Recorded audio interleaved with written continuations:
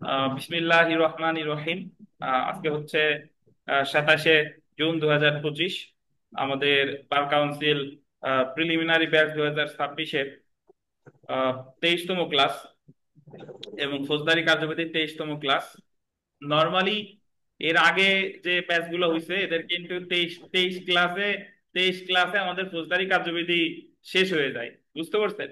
কিন্তু আপনাদের ওই যে অল্প অল্প করে আস্তে আস্তে পড়াইছি, যে এখনো ভালোভাবে শুরু করি নাই, যে কারণে আমাদের ফৌজদারি কার্যবিধি ধরতে পারেন যে 60% হয়েছে, এখনো 40% বাকি। তো আমরা আস্তে আস্তে করেই পড়ছি, দেখেন। তাহলে আমরা আজকে যেটা পড়তে যাচ্ছি ফৌজদারি মামলার বিচার। ফৌজদারি মামলার বিচার সম্পর্কে গত 2 দিন আমরা বিস্তারিত আলোচনা করছি, বাট তারপরও ধারা যদি দেখেন 241 ক থেকে 265 ঠ। তো ফৌজদারি মামলার বিচার হয় ম্যাজিস্ট্রেট আদালতে 241 থেকে 250, ম্যাজিস্ট্রেট আদালতে সংক্ষিপ্ত পদ্ধতিতে 260 থেকে 265, সংক্ষিপ্ত পদ্ধতিতে যেটা এখনো আমরা এটা পড়ি নাই। আর দায়রা আদালতে বলছে 265 ক থেকে 265 ঠ। তো সংক্ষিপ্ত পদ্ধতিতে এটা আলাদা করে পড়বো, বাট আমরা যেটা পড়েছি সেটা হলো ম্যাজিস্ট্রেট আদালতের বিচার আর দায়রা আদালতের বিচার। তো এটা যদি দেখেন, ম্যাজিস্ট্রেট আদালতের বিচার এটা আছে 241 থেকে 250, সংক্ষিপ্ত বিচার আছে কত 260 থেকে 265, আর দায়রা আদালত আছে 265 ক থেকে 265। তো একটু যদি পড়ি, নিচে যে মামলার তদন্ত রিপোর্ট দাখিল করার পর সংশ্লিষ্ট বিচারিক আদালত চার শুনানির জন্য একটি দিন নির্ধারণ করবে। মানে যখন তদন্ত রিপোর্ট দাখিল করবে তখন তো ওই মামলাটা আমলি আদালত আমলে নিবে, আমলে নিয়ে উনি মামলাটা বিচারের জন্য পাঠাই দিবে। ম্যাজিস্ট্রেট আদালত হইলে 205 গ গ, আর দায়রা আদালত হইলে 205 গ। উক্ত শুনানির দিনে আদালত অভিযুক্ত ব্যক্তির অব্যাহতির দরখাস্তের শুনানি করবে। অভিযুক্ত ব্যক্তির বিরুদ্ধে আনীত অভিযোগ ভিত্তিহীন হলে আদালত অভিযুক্তকে অব্যাহতি দিতে পারে। অভিযুক্ত অপরাধ করেছে বলে মনে করার কারণ আছে বলে আদালত মনে করলে এবং অভিযুক্ত দোষ স্বীকার না করলে আদালত অভিযুক্ত ব্যক্তির বিরুদ্ধে চার্জ গঠন করবে। এই চার্জ গঠনের মধ্যে দিয়ে ফৌজদারি মামলার বিচার শুরু। এই লাইনটা আন্ডারলাইন করেন, আগে থেকেই বলছিলাম যে একটা ফৌজদারি মামলার বিচার শুরু হয় কিসের মাধ্যমে? চার্জ গঠনের মাধ্যমে। তো আমরা যদি একটু প্রথমেই চলে আর একটু যদি পড়ি, যে ম্যাজিস্ট্রেট আদালত এবং দায়রা আদালতে ফৌজদারি মামলার বিচারের ক্ষেত্রে কতিপয় ক্ষেত্রে একই পদ্ধতি একই প্রকৃতির, যেমন অব্যাহতি, চার্জ গঠন, দোষ স্বীকার ভিত্তিতে দণ্ড, শাস্তি, খালাস, এগুলো মোটামুটি একই ধরনের। তাই ম্যাজিস্ট্রেট আদালতে বিচার বা দায়রা আদালতের বিচার একত্রে আলোচনা করা হয়েছে। তো এখানে ওই দুইটা একসাথে আলোচনা করছে। প্রথমে যদি আমরা এখানে এসে অব্যাহতি, আসামির অব্যাহতি বা ডিসচার্জ অফ দা অ্যাকিউজড, 241 ক। আর দায়রা আদালত হলে কত? 265 ক। তো ফৌজদারি কার্যবিধি 241 ক ধারায় ম্যাজিস্ট্রেট কর্তৃক অভিযুক্তকে অব্যাহতি এবং 265 গ ধারায় দায়রা আদালত কর্তৃক অভিযুক্তকে অব্যাহতি প্রদানের ক্ষমতা দেওয়া হয়েছে। তো আমরা যদি চলে আসি চার্জ গঠনের শুনানি এবং অব্যাহতির আবেদন, দেখেন ফৌজদারি মামলা বিচার শুরুর পূর্বে ফৌজদারি কার্যবিধি 241 ক ধারায় ম্যাজিস্ট্রেট আদালত বা 265 গ ধারায় দায়রা আদালত চার্জ গঠনের শুনানির জন্য একটি তারিখ নির্ধারণ করে। 241 ক ধারায় বা 265 গ ধারায় উক্ত চার্জ গঠনের গোল দিবেন শুনানির সময় অভিযুক্ত ব্যক্তি সংশ্লিষ্ট গোল দিবেন বিচারিক আদালতে অব্যাহতির আবেদন করতে পারে। তো যদি আপনাকে বলে যে অব্যাহতির আবেদনের শুনানি করে কোন আদালত, আমলি আদালত না বিচার আদালত? কোন আদালত? বিচার আদালত। 241 ক ধারায় 265 ক ধারায় চার্জ গঠনের শুনানি, অব্যাহতি আবেদনের শুনানি একই দিনে হতে হবে, একই দিনে। চার্জ শুনানি শেষে যদি আদালত মনে করে যে অভিযোগ ভিত্তিহীন, তাহলে চার্জ গঠন না করে, তবে চার্জ গঠনের পূর্বে অভিযুক্তকে অব্যাহতি দিবে। এখন অব্যাহতির সময় কি কি শুনানি করবে এটা একটু যদি আমরা পড়ে দেখেন, যে অব্যাহতির ক্ষেত্রে যে সকল বিষয় বিবেচনা করবে। অভিযুক্ত ব্যক্তির অব্যাহতি পাওয়ার দরখাস্ত বিবেচনার সময় ম্যাজিস্ট্রেট বা দায়রা আদালত, আন্ডারলাইন করেন, মামলার রেকর্ড, মামলার রেকর্ড এবং উক্ত রেকর্ডের সাথে দাখিলকৃত কাগজপত্র বিবেচনা করবে। মানে মামলার রেকর্ড বিবেচনায় নিবে আর রেকর্ডের সাথে যে দাখিল যে কাগজপত্র আছে এগুলো বিবেচনা করবে। প্রয়োজন মনে করলে অভিযুক্ত ব্যক্তির জবানবন্দি দিবে, যদি মনে করে। তাহলে অভিযুক্ত ব্যক্তি হলো কে? আসামি। প্রসিকিউশন এবং অভিযুক্তকে বক্তব্য পেশ করার সুযোগ দিবে, মানে আসামিরও বক্তব্য শুনবে, রাষ্ট্রপক্ষেরও বক্তব্য শুনবে। উপর উল্লেখিত বিষয়গুলো বিবেচনা করার পর যদি ম্যাজিস্ট্রেট বা দায়রা আদালত মনে করে অভিযুক্ত ব্যক্তির বিরুদ্ধে আনীত অভিযোগ ভিত্তিহীন হবে, তাহলে ম্যাজিস্ট্রেট 241 ক ধারায় এবং দায়রা আদালত 265 ক ধারায় অভিযুক্তকে অব্যাহতি দিতে পারে। কিন্তু অভিযুক্ত অপরাধ করেছে বলে অনুমান করার কারণ আছে বলে ম্যাজিস্ট্রেট বা দায়রা আদালত মনে করলে ম্যাজিস্ট্রেট 242 ধারা এবং দায়রা আদালত 265 ক ধারায় চার্জ গঠন করবে। So, এটা মোটামুটি আমরা জানি। উপরে দেখেন একটা কথা একটু বলা আছে যে ডান সাইডে মামলার রেকর্ড এবং রেকর্ডের সাথে দাখিলকৃত কাগজপত্রগুলোর অর্থ। রেকর্ড বা রেকর্ডের সাথে দাখিলকৃত কাগজপত্র এগুলোর অর্থ আসলে কি? 241 ক ধারা এবং 265 ক ধারায় অভিযুক্ত ব্যক্তির অব্যাহতির আবেদন শুনানির সময় ম্যাজিস্ট্রেট বা দায়রা আদালত শুধুমাত্র মামলার রেকর্ড বা উক্ত রেকর্ডের সাথে দাখিলকৃত কাগজপত্র বিবেচনা করবে। মামলার রেকর্ড অর্থ হলো 173 ধারায় দাখিলকৃত পুলিশ রিপোর্ট। তাহলে মামলার রেকর্ড অর্থ কি? 173 ধারায় দাখিলকৃত পুলিশ রিপোর্ট। মনে আছে পুলিশ রিপোর্ট কয় প্রকার? কয় প্রকার? কি কি? একটা হলো চার্জশিট আর একটা হলো ফাইনাল। তো মামলা রেকর্ড অর্থ হলো 173 ধারায় দাখিলকৃত পুলিশ রিপোর্ট পড়লাম। রিপোর্টের সাথে দাখিলকৃত কাগজপত্র অর্থ হলো পুলিশ কর্তৃক 161 ধারায় লিপিবদ্ধকৃত সাক্ষীদের জবানবন্দি, 164 ধারায় ম্যাজিস্ট্রেট কর্তৃক লিপিবদ্ধকৃত বিবৃতি, ময়নাতদন্তের রিপোর্ট, সুরতহাল রিপোর্ট, জব্দ তালিকা, মেডিকেল রিপোর্ট ইত্যাদি। তাহলে রিপোর্টের সাথে দাখিলকৃত কাগজপত্র এটার অর্থ হলো কি কি? আহ আপনার ময়নাতদন্তের রিপোর্ট, সুরতহাল রিপোর্ট, 161 ধারায় যে জবানবন্দি, 164 ধারায় যে জবানবন্দি বা দোষ স্বীকার, এইগুলো সব বোঝায়। দাখিলকৃত অনুসন্ধান রিপোর্ট বিবেচনা করা ছাড়া চার্জ গঠন করা যায় এইগুলা। তো আমরা একটু যদি এখানে একেবারে বাম সাইডে চলে আসি, আসামিকে অব্যাহতি দিলে ফরিয়াদির প্রতিকার। আমি আপনাদের আগেই বলছি যে আসামির অব্যাহতি দেখ বা না দেখ, সংক্ষুব্ধ পক্ষের প্রতিকার কি বলেন? সংক্ষুব্ধ পক্ষের প্রতিকার হলো ডিভিশন দায়ের করা। তো একটু যদি পড়ি, 241 ক ধারার অধীন ম্যাজিস্ট্রেট আসামিকে অব্যাহতির আদেশ দিলে বা দায়রা জজের নিকট ডিভিশন দায়ের করতে হবে, বা 265 ক ধারার দায়রা আদালত অভিযুক্তকে অব্যাহতি দিলে ফরিয়াদি বা রাষ্ট্রপক্ষ উক্ত অব্যাহতি আদেশের বিরুদ্ধে হাইকোর্ট বিভাগে রিভিশন করতে পারে। জেনে রাখা ভালো, ম্যাজিস্ট্রেট আদালত 241 ক ধারায় এবং দায়রা আদালত 265 ক ধারায় অভিযুক্তকে অব্যাহতি দিতে পারে। 241 ক বা 265 ক চার্জ গঠনের শুনানির সময় অভিযুক্ত ব্যক্তি অব্যাহতির আবেদন করতে পারে। অব্যাহতির আবেদন বিবেচনার সময় আন্ডারলাইন করবেন, অভিযুক্ত কর্তৃক আন্ডারলাইন করেন দাখিলকৃত কোনো ডকুমেন্ট বা নথি বিবেচনা করার কোনো সুযোগ নাই। আসামি যে কাগজপত্র গুলো দিবে এগুলা বিবেচনায় নেওয়ার কোনো কি নাই বলেন? ঠিক আছে। আমরা বিগত বছরের প্রশ্নে যদি চলে আসি, যে ফৌজদারি মামলার কোন পর্যায়ে আসামি ডিসচার্জের আবেদন করতে পারে? কোন পর্যায়ে? চার্জ গঠনের সময়। অ্যাকচুয়ালি ডিসচার্জের আবেদন করে চার্জ গঠনের সময়।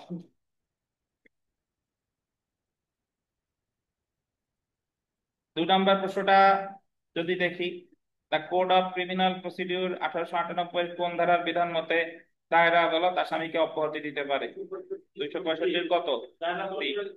265 তিন নম্বরে চলে আসি, অভিযোগ বিষয়ে শুনানিকালে অভিযুক্ত ব্যক্তি কর্তৃক দাখিলকৃত বিতর্কিত দলিলাদি বিবেচনা করা যাবে কিনা?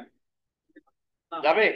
ব্যাখ্যাটা দেখেন, নজরুল ইসলাম বনাম রাষ্ট্র মামলায় বলা হয়েছে অভিযোগ গঠন বিষয়ে শুনানির সময় আসামির দাখিলি প্রমাণ তথা দলিলপত্র বিবেচনা করা যায় না এবং তার ভিত্তিতে আসামির বিরুদ্ধে অভিযোগ বাতিল করা যায় না। তো 4 নাম্বার প্রশ্নটা পড়ি, দেখেন 2012 সালের পরীক্ষায় এসেছিল জুডিশিয়াল সার্ভিসের, আসামির অব্যাহতি পাওয়ার দরখাস্ত বিবেচনার সময় নিম্নের কোন দলিল বিবেচনায় নেওয়া যায় না? আসামের দাখিলকৃত দলিলপত্র। 5 নম্বরে যদি দেখেন, ফৌজদারি মামলায় আসামি কোন পর্যায়ে ডিসচার্জের আবেদন করতে পারে? সেম প্রশ্ন আগে একবার আসছে, চার্জ গঠনে। এই ধরনের যে প্রশ্ন আছে এগুলা আশা করি পেরে যাবেন। আমরা চার্জ গঠনে চলে আসি। Framing of charge. চার্জ গঠন আসলে ওটা আমরা বিস্তারিত জানি, ম্যাজিস্ট্রেট গঠন করে 242 ধারায় আর দায়রা আদালত করে কততে? 265 গ। 265 তো এই জায়গায় এটা পড়ার প্রয়োজন মনে করছি না, ওই আমরা শীটে যা পড়ছি ওইটুকু পড়লেই হবে। জেনে রাখা ভালো, একটু দেখেন জেনে রাখা ভালো, ম্যাজিস্ট্রেট চার্জ গঠন করে 242 ধারায় আর দায়রা আদালত চার্জ গঠন করে 265 কত ধারায়? গ। 265 ঠ। তো বিগত বছরের প্রশ্ন যদি আসি আমরা, আসামির বিরুদ্ধে অভিযোগ গঠনের পর কি করা যায় না? অভিযোগ গঠনের পরে আহ কি করা যায় না, সে বিচার প্রার্থনা করা কিনা জিজ্ঞাসা করা।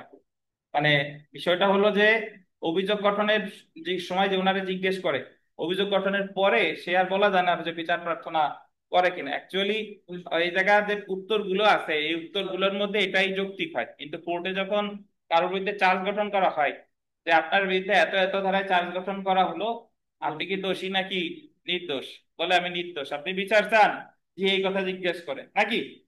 বাট এখানে যদি দেখেন যে আসামির বিরুদ্ধে অভিযোগ গঠনের পর কি করা যায় না, অভিযোগ পাঠ করে শোনানো, পাঠ করে তো ওই যে শোনায় এত এত ধারায় চার্জ গঠন করা, তাকে সাফাই সাক্ষী বিষয়ে জিজ্ঞাসা করা, চার্জ গঠনের পরে সাফাই সাক্ষী বিষয়ে ওই একটা পর্যায়ে গিয়ে করে, অভিযোগ ব্যাখ্যাও করে, কিন্তু সে বিচার প্রার্থনা করে কিনা এটা জিজ্ঞাসা করা যায় না, যদিও বাস্তবে করে থাকে। তো এখানে উত্তর যদিও ওইটা, বাট বাস্তবে জিজ্ঞাসা করে। 2 নাম্বারটা দেখেন, ফৌজদারি মামলায় চার্জ গঠনের দায়িত্ব কার? কোর্টের বা আদালতের নাকি? আমরা চলে আসি অভিযোগের সত্যতা স্বীকারের ভিত্তিতে দণ্ড। আন্ডারলাইন করেন ইংরেজিটা, conviction on plea of guilty.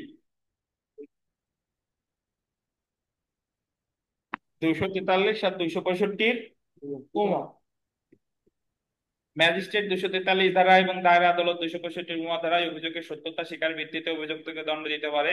243 ধারা, অভিযুক্ত যদি মনে করে যে অপরাধের জন্য তাকে অভিযুক্ত করা হয়েছে তিনি তা করেছে, তাহলে যথাসম্ভব তার ব্যবহৃত শব্দে তার স্বীকৃতি লিপিবদ্ধ করতে হবে, এবং কেন তিনি দণ্ডিত হবেন না সে সম্পর্কে যদি পর্যাপ্ত কারণ না দর্শান আন্ডারলাইন করেন, তাহলে ম্যাজিস্ট্রেট তাকে দণ্ডিত করতে পারে। হ্যাঁ, আসসালামু আলাইকুম। তাহলে যে কাজটা ম্যাজিস্ট্রেট আদালত 243 ধারায় করতেছে, সেম কাজটা দায়রা আদালত কততে করে? 265 উমা। তো এখানে আর পড়তেছি না, জেনে রাখা ভালো। তো চলে আসি, দেখেন যে অভিযোগের সত্যতা স্বীকারের ভিত্তিতে দণ্ড দেওয়া বিচারিক আদালতের জন্য বিবেচনামূলক। মানে সত্যতার উপর ভিত্তি করে দণ্ড, স্বীকারের উপর ভিত্তি করে দণ্ড দিবে কি দিবে না, এটা আদালতের বিবেচনামূলক। হ্যাঁ, প্রতিকার দেখেন, ফৌজদারি কার্যবিধি 1898 এর আন্ডারলাইন পয়েন্ট 412 ধারা অনুসারে যে ক্ষেত্রে অভিযুক্ত দোষ স্বীকার প্লিডস গিলটি করেছে এবং দোষ স্বীকার ভিত্তিতে দণ্ড দেওয়া হয়েছে, সেই ক্ষেত্রে দণ্ডিত ব্যক্তি শুধুমাত্র শাস্তির পরিমাণ বা বৈধতা ব্যতীত কোনো আপিল করতে পারে না। নর্মালি দণ্ড দিলে আপিল করা যায়, যে কোনো দণ্ড দিলে আপিল করা যায়, বাট যে দণ্ডটা দেওয়া হয়েছে আপনার দোষ স্বীকারের ভিত্তিতে, যদি কোনো দণ্ড দেওয়া হয় দোষ স্বীকারের ভিত্তিতে, তাহলে সেই দণ্ডের বিরুদ্ধে আপিল করা যাবে না।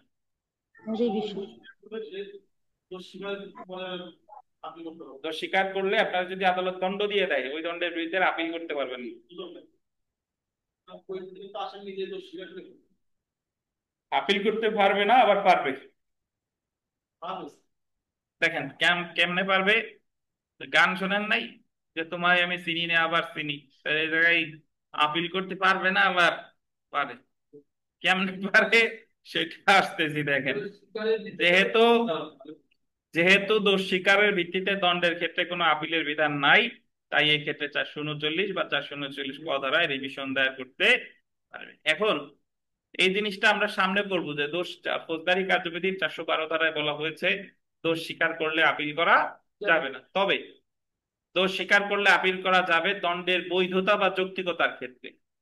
দণ্ডের বৈধতা বা যৌক্তিকতা এটা আসলে কি? দণ্ডের বৈধতা হলো যে আপনারে দণ্ড দেওয়ার কথা সর্বোচ্চ দিতে পারে 1 মাস, কিন্তু দিয়ে দিছে 2 মাস, দিয়ে দিছে 2 মাস, দিতে পারে বিনাশ্রম কারাদণ্ড, কিন্তু দিয়ে দিছে দিতে পারে 1000 টাকা জরিমানা, দিয়ে দিছে 2000 টাকা জরিমানা, তাহলে আবার এই দণ্ডের বৈধতা বা যৌক্তিকতার ক্ষেত্রে আপিল করা যাবে। কিন্তু আদালত যা দিতে পারে তার সীমার মধ্যে থেকেই যদি দিয়ে দেয় তাহলে কিন্তু আবার আপিল করা যাবে না।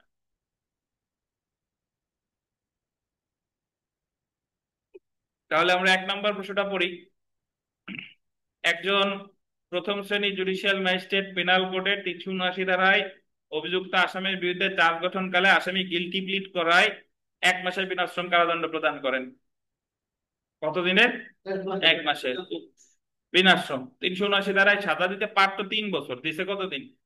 1 মাস। উক্ত দণ্ডাদেশের বিরুদ্ধে আপিল দায়ের করা হলে নিম্নের কোনটি হতে পারে? আপিল যোগ্য নয় বিধায় আপিলটি কি হবে? নামঞ্জুর হবে, আপিলটি নামঞ্জুর হবে, এটাই। কারণ গিলটি প্লিড করলে সেটার বিরুদ্ধে কোনো আপিল করা যায় না। আমরা 244 ধারায় চলে আসি। 244 ধারায় মোটামুটি ওই আপনার চার্জ গঠনের পরে যদি গিলটি প্লিড না করে, তাহলে রায়ের আগ পর্যন্ত যা যা আছে সব কিছু করে কত ধারায়? 244 ধারায়। এই যে দেখেন, আহ যদি ম্যাজিস্ট্রেট 243 ধারায় অভিযুক্ত থেকে দণ্ডিত না করে বা অভিযুক্ত যদি এমন স্বীকৃতি প্রদান না করে, তাহলে ম্যাজিস্ট্রেট নালিশকারীর বক্তব্য শ্রবণ করবে। প্রথমে যে নালিশকারীর বক্তব্য শ্রবণ করবে, তারপরে এবং নালিশকারীর সমর্থনে প্রদত্ত সকল সাক্ষ্য গ্রহণ করবে, এবং আসামির বক্তব্য শ্রবণ করবে, এবং আত্মপক্ষ সমর্থনে তার প্রদত্ত সাক্ষ্য প্রমাণ গ্রহণ করবে। তবে শর্ত থাকে যে, দেখেন, তবে শর্ত থাকে যে যে আদালত যখন শর্ত থাকে যে কোনো আদালত, এটা আন্ডারলাইন করেন, কোনো আদালত যখন নালিশ করে তখন ম্যাজিস্ট্রেট নালিশকারী হিসেবে কারো বক্তব্য শুনতে বাধ্য থাকবে না। যখন কোনো আদালত স্বয়ংবাদী হয়ে মামলা করতেছে তখন ম্যাজিস্ট্রেট নালিশকারী হিসেবে কারো বক্তব্য শুনতে বাধ্য থাকবে না। ম্যাজিস্ট্রেট যদি উপযুক্ত মনে করে তাহলে ফরিয়াদি বা আসামির আবেদন ক্রমে কোনো সাক্ষীর প্রতি হাজির হওয়ার বা কোনো দলিল বা বস্তু দাখিল করার নির্দেশ দিতে পারে। এই সব কিছু পারে কত ধারায়? 244 ধারায়। অপরদিকে যদি ডান পাশে চলে আসেন, 265 বলছে রাষ্ট্রপক্ষের সাক্ষ্যের জন্য তারিখ। যদি অভিযুক্ত অপরাধ স্বীকার করতে অস্বীকার করে বা অপরাধ স্বীকার করে না বা বিচার প্রার্থনা করে না বা 265 ধারায় দণ্ডিত হয় না, তাহলে আদালত সাক্ষীদের জবানবন্দি গ্রহণের জন্য তারিখ নির্ধারণ করবে। 265 সাক্ষীদের জবানবন্দি গ্রহণের তারিখ নির্ধারণ করবে। রাষ্ট্রপক্ষের আবেদনের ভিত্তিতে যে কোনো সাক্ষীকে হাজির হতে বা কোনো দলিল বা অন্য কিছু আদালতে উপস্থিত করতে বাধ্য করতে যে কোনো প্রসেস ইস্যু করতে। সো দায়রা আদালত কাউকে হাজির হতে, আন্ডারলাইন করেন, এটা স্টার্ট দেন, দায়রা আদালত কাউকে হাজির হতে বা কোনো কিছু হাজির করার জন্য প্রসেস ইস্যু করবে কত ধারায়? 265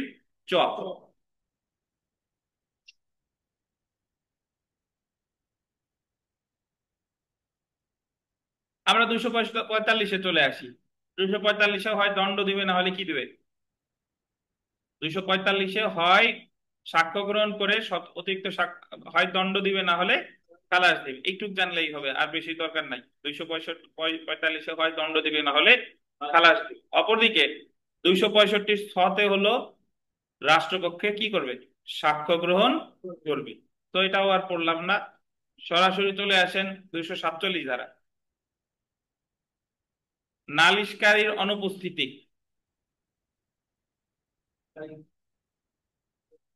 বলবেন কিছু? 247 ধারা বিধান করা হয়েছে যদি নালিশকারী নালিশকারী নালিশকারীটা কাটেন, কারি টুক কাটেন, বরাবর টুক কাটেন। তাহলে ভাষাটা হবে যদি নালিশি মামলায়, এটা হবে নালিশি মামলায় সমন ইস্যু করা হয়। কোন মামলায় বলেন?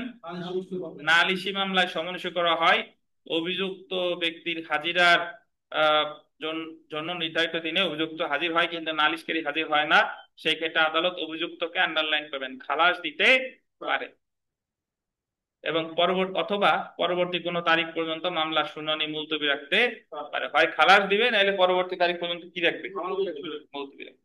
বুঝছেন? তাহলে যদি নালিশি মামলায় যিনি মামলা দায়ের করেছেন তিনি যদি হাজির না হয়, তাহলে আসামিরে কি দিতে পারে? খালাস দিতে পারে বা পরবর্তী তারিখ পর্যন্ত মুলতবি রাখতে পারে।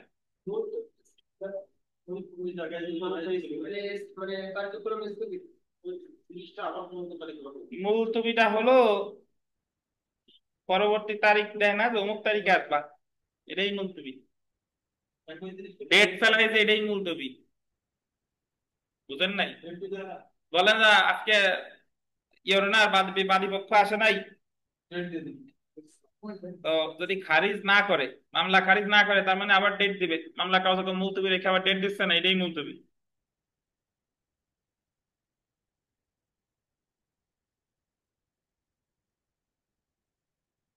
বুঝতে পারছেন? আচ্ছা, তো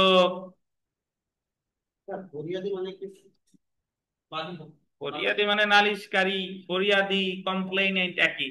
দেয়ার মামলা যিনি দায়ের করে তারা বলে ফরিয়াদি, নালিশকারী ফরিয়াদি একই। এই যে আমাদের, ওনার নাম নির্মল, এখন যদি ওনার ডাক নাম জীবনের গল্প থাকে, জীবনের গল্প, তারপরে নির্মল বা অন্য কিছু যদি নাম থাকে একই। ঠিক কষ্টের আছে, জীবন। কষ্টের জীবন, আচ্ছা কষ্টের জীবন আমি ভুলে গেছিলাম, আমি বলছি জীবনের গল্প। বুঝছেন? তাহলে আমরা একটু দায়রা আদালতে, দায়রা আদালতে 265 জ জানি, তো এটা আর ব্যাখ্যা করলাম না। আর দায়রা আদালতে 247 ধারার মতো কোনো বিধান দায়রা আদালতের নাই। সঞ্চিতা আছে? রথযাত্রা জান নাই সঞ্চিতা? গেছিলেন? ও, আমি তো ভাবছি যে সঞ্চিতা তো রথযাত্রা। আচ্ছা, আচ্ছা এখন এই উনারা একটু খাইতে দেন দি, উনি খিচুড়ি দরকার হলে আর একটু খেয়ে আসুক, ওর খাবার দরকার। দেখেন, কিন্তু অভিযোগকারী যদি সরকারি কর্মচারী হয় এবং তার ব্যক্তিগত হাজিরা প্রয়োজন না হলে ম্যাজিস্ট্রেট তাকে ব্যক্তিগত হাজির হতে অব্যাহতি দিতে পারে এবং ম্যাজিস্ট্রেট মামলায় অগ্রসর হতে পারবে। এটা আমরা আগের দিনই বলছিলাম, ওই যে নালিশকারী যদি অনুপস্থিত থাকে মামলা খারিজ করে আসামিরে খালাস দিতে পারে, অথবা সরকারি কর্মকর্তা যদি ফরিয়াদি বা নালিশকারী হয় তার ব্যক্তিগত হাজিরা হতে অব্যাহতি দিতে পারে। 248 ধারাটা দেখেন যে অভিযোগ, অভিযোগকারী কর্তৃক নালিশ প্রত্যাহার, উইথড্রয়াল অফ কমপ্লেইন্ট। এই প্রত্যাহারটা আমরা জানি যে 248 ধারা অনুযায়ী ম্যাজিস্ট্রেটের অনুমতি নিয়ে মামলা চূড়ান্ত আদেশ হওয়ার পূর্বে যে কোনো সময়, বলতেন যে কোনো সময় অভিযোগকারী নালিশ প্রত্যাহার করতে পারে। আর অভিযোগ 248 ধারায় নালিশ প্রত্যাহার করলেই আসামি কি পাবে? খালাস, খালাস নট মুক্তি। ওখানে মুক্তি নাই, ফেরদৌস। মুক্তি আছে 249-এ, 248-এ না। বুঝছেন?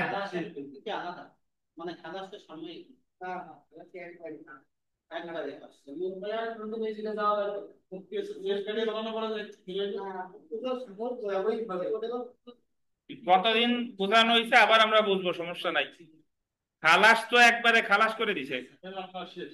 দেখেন, তো তাহলে নালিশকারী যে কোনো সময় শেয়ার মামলা প্রত্যাহার করলেই আসামি পাবে খালাস, তাতে সেটা চার্জ গঠনের আগে হোক আর চার্জ গঠনের পরে হোক। আর ওই জায়গায় আমরা পড়ছিলাম যে পিপি 494 ধারায় চার্জ গঠনের আগে প্রত্যাহার করলে আসামি পাবে অব্যাহতি, চার্জ গঠনের পরে করলে আসামি পাবে।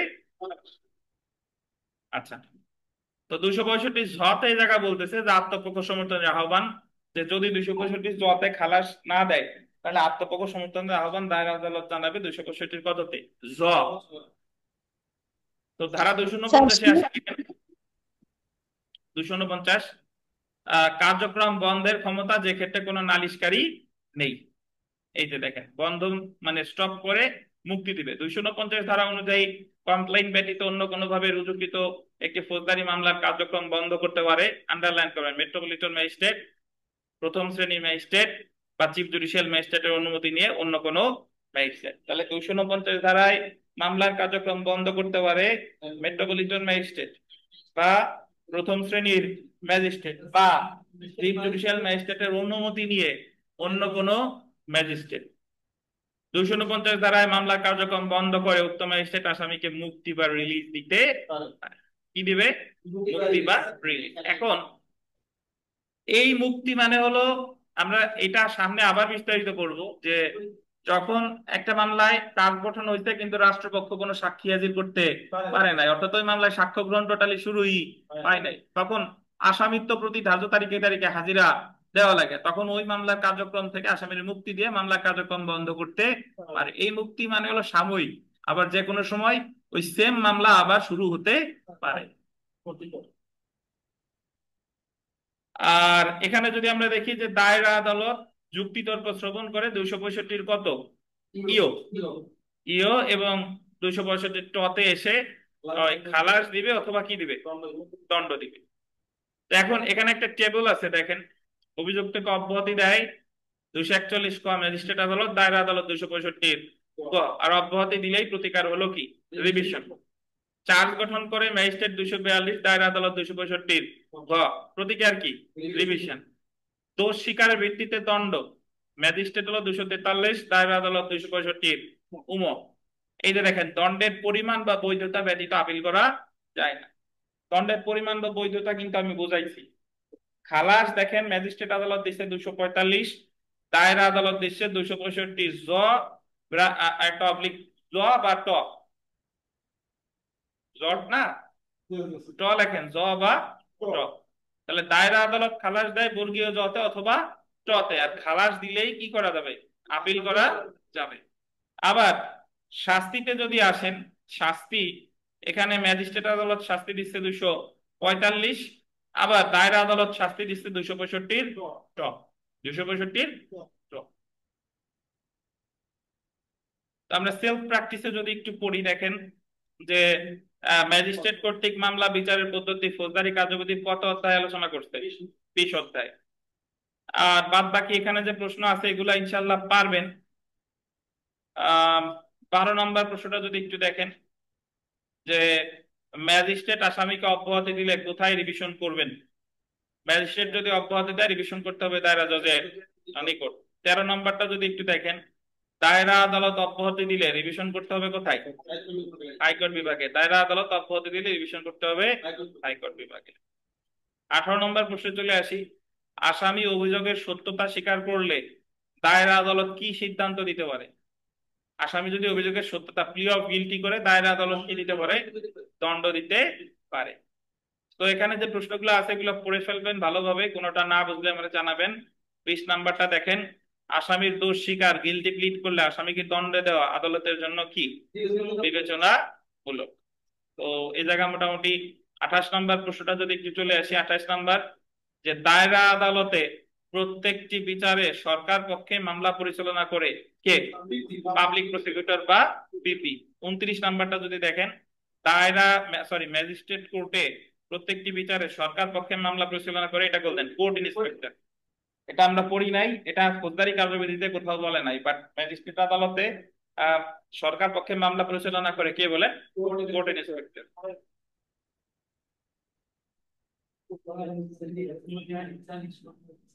পিপির সময় পড়ছিলাম পিপি। তো আমাদের নামাজের বিরতি, নামাজ শেষে আবার বাকি অংশ শুরু করবো ইনশাআল্লাহ।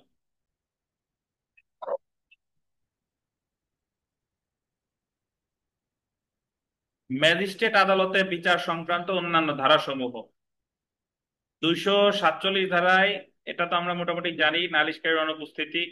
248 ধারায় নালিশ প্রত্যাহার, 249 ধারায় কার্যক্রম বন্ধ করা, 250 ধারায় মিথ্যা বানোয়াট, উচ্চ মামলার ক্ষেত্রে শাস্তি প্রদান নিয়ে আলোচনা করা হয়েছে। এই বিধানগুলো শুধুমাত্র ম্যাজিস্ট্রেট কোর্টে মামলার বিচারের ক্ষেত্রে প্রযোজ্য। এই ধারায় শুধুমাত্র ম্যাজিস্ট্রেটগণই ক্ষমতা প্রয়োগ করতে পারে, মানে এই 47 থেকে 50 পর্যন্ত যা যা আছে সবকিছু অ্যাকচুয়ালি ম্যাজিস্ট্রেট আদালতের ক্ষেত্রেই প্রযোজ্য। এই জায়গায় দায়রা আদালতের কোনো এখতিয়ার নাই। তো প্রথমে আমরা চলে আসি ফরিয়াদির অনুপস্থিতি বা নন অ্যাপিয়ারেন্স অফ কমপ্লেইনেন্ট। এটা যদিও আমরা পড়ছি, তারপরেও আরেকবার পড়ি, দেখেন। শুনানির জন্য নির্ধারিত দিনে নালিশকারী বা ফরিয়াদি হাজির না হলে আদালত কি করবে তা 247 ধারায় বলা হয়েছে। 247 ধারায় বিধান করা হয়েছে, যদি নালিশকারী বরাবর সমন ইস্যু করা হয়, এই ভাষাটা ঠিক না, হবে নালিশি মামলায় সমন ইস্যু করা হয়। ভাষাটা কি হবে, নালিশি মামলায়, নালিশি মামলায় সমন ইস্যু করা হয়। ভাষাটা হবে যদি নালিশি মামলায় সমন ইস্যু করা হয় এবং অভিযুক্ত ব্যক্তির হাজিরার জন্য নির্ধারিত দিনে অভিযুক্ত হাজির হয় কিন্তু নালিশকারী হাজির হয় না হয়, সেই ক্ষেত্রে আদালত অভিযুক্তকে, আন্ডারলাইন করবেন, খালাস দিতে পারে। অ্যাকুইট দ্য অ্যাকিউজড, বা পরবর্তী কোনো তারিখ পর্যন্ত মামলার শুনানি মুলতবি রাখতে পারে, to adjourn the hearing of the case to some other day. তার মানে যদি নালিশকারী অনুপস্থিত থাকে তাহলে হয় খালাস দিবে, নাহলে পরবর্তী কোনো তারিখ পর্যন্ত শুনানি কি রাখবে, মুলতবি রাখবে। কিন্তু অভিযোগকারী গোল দিবেন, অভিযোগকারী যদি সরকারি কর্মচারী হয় এবং তার ব্যক্তিগত হাজিরা প্রয়োজন না হলে ম্যাজিস্ট্রেট তাকে ব্যক্তিগত হাজিরা হতে অব্যাহতি দিতে পারে এবং ম্যাজিস্ট্রেট মামলায় অগ্রসর হতে পারবে। তাহলে কোন ধরনের কর্মচারী হলে ব্যক্তিগত হাজিরা থেকে অব্যাহতি দিতে পারে, সরকারি কর্মচারী হলে ব্যক্তিগত হাজিরা থেকে অব্যাহতি দিতে পারবে। বলেন। যদি বেসরকারি সরকারি কর্মচারী হয় তাহলে ওনার মানে অব্যাহতি দেবেন, মানে ওনার মামলায় যাওয়া লাগবে না, কিন্তু মামলা তো তুলবেন তো। হ্যাঁ, ওনার তারিখের দিন ওনার যাওয়া লাগতেছে না, বাট যখন আবার আদালত তারে ডাকবে তখন তো আবার যাওয়া লাগবে। আপনারা যেরকম আসামিরে ব্যক্তিগত হাজিরা থেকে অব্যাহতি কত ধারায় করছি বলেন? 205। তাহলে আসামির কি একবারে অব্যাহতি দিয়ে দেয়? আসামির শুধু হাজিরা থেকে অব্যাহতি দেয়। ঠিক একই ভাবে এই নালিশকারীরে অব্যাহতি দিতে পারে যদি নালিশকারী সরকারি কর্মকর্তা হয়।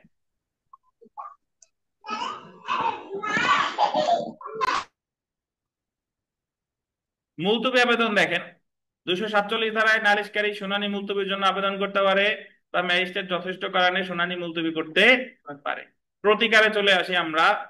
যদি 247 ধারায় ম্যাজিস্ট্রেট অভিযুক্ত ব্যক্তিকে খালাস প্রদান করে, যদি খালাস প্রদান করে কত ধারায়? 247 ধারায়, তাহলে নালিশকারী দায়রা জজের নিকট আন্ডারলাইন করবেন আপিল দায়ের করতে পারে। পরীক্ষায় প্রশ্ন আসবে যে যদি খালাস দেওয়া হয় নালিশকারীর অনুপস্থিতির জন্য, তাহলে নালিশকারীর প্রতিকার কি?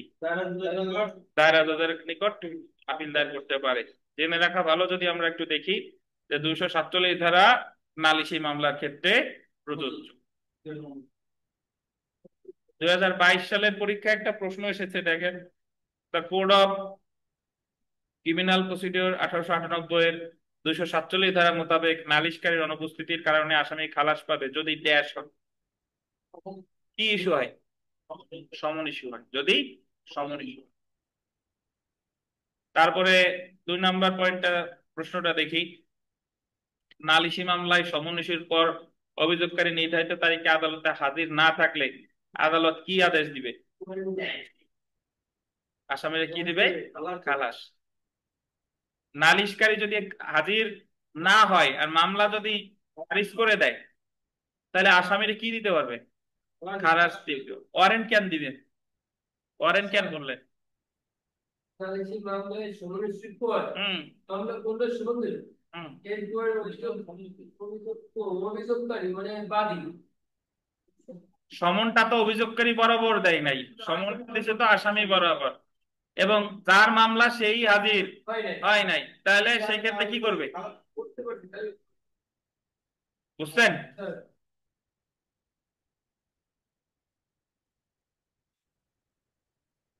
আমরা 4 নম্বর প্রশ্নে চলে আসি যে ফৌজদারি কার্যবিধি 247 ধারা প্রযোজ্য হবে দেয়ার মামলার ক্ষেত্রে।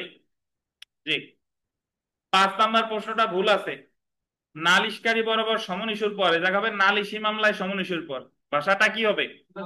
নালিশি মামলায় সমন ইস্যুর পর নির্ধারিত দিনে যদি অভিযোগকারী হাজির না হয় তাহলে আদালত আসামিকে খালাস দিতে পারে বা পরবর্তী কোনো তারিখ পর্যন্ত মামলার শুনানি কি মুলতবি রাখতে পারে। ক অথবা খ উভয়। 6 নম্বর পয়েন্টটা, 6 নম্বর প্রশ্নটা আবার ভাষাটা ঠিক আছে, দেখেন। নালিশি মামলায় সমন ইস্যুর পর অভিযোগকারী নির্ধারিত তারিখে আদালতে হাজির না থাকলে এবং অভিযোগকারী যদি সরকারি কর্মচারী হয় তাহলে আদালত কি আদেশ দিতে পারে? মামলায় কি হবে? মামলায় অগ্রসর হবে। তো এখানে মোটামুটি যে প্রশ্ন আছে একেবারে শেষের 10 নম্বর প্রশ্নটা ভুল আছে, এটা পড়ারই দরকার নাই, এটা কেটে দেন। মোটামুটি যে প্রশ্ন আছে এগুলো ইনশাল্লাহ পেরে যাবেন। আমরা চলে আসি 248 ধারায়। 248 ধারায় বলা হয়েছে অভিযোগ কর্তৃক নালিশ প্রত্যাহার। নালিশ প্রত্যাহার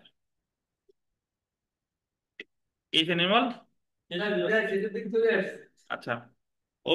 অভিযোগকারী কর্তৃক নালিশ প্রত্যাহার বা প্রসিকিউটর কর্তৃক মামলা প্রত্যাহার। ফৌজদারি কার্যবিধি 248 ধারায় অভিযোগকারী কর্তৃক নালিশ প্রত্যাহার ও তার ফলাফল এবং 494 ধারায় পাবলিক প্রসিকিউটর কর্তৃক মামলা প্রত্যাহার ও তার ফলাফল সম্পর্কিত বিধান আছে।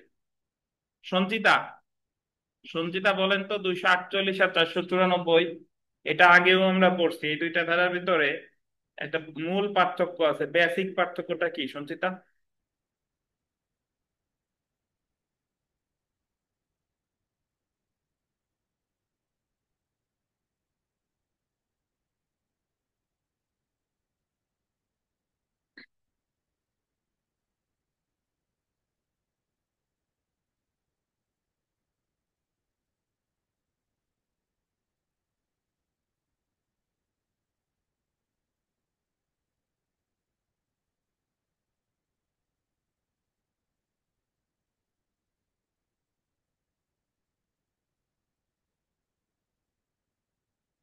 এই শাকিল বলেন তো বেসিক পার্থক্য কি?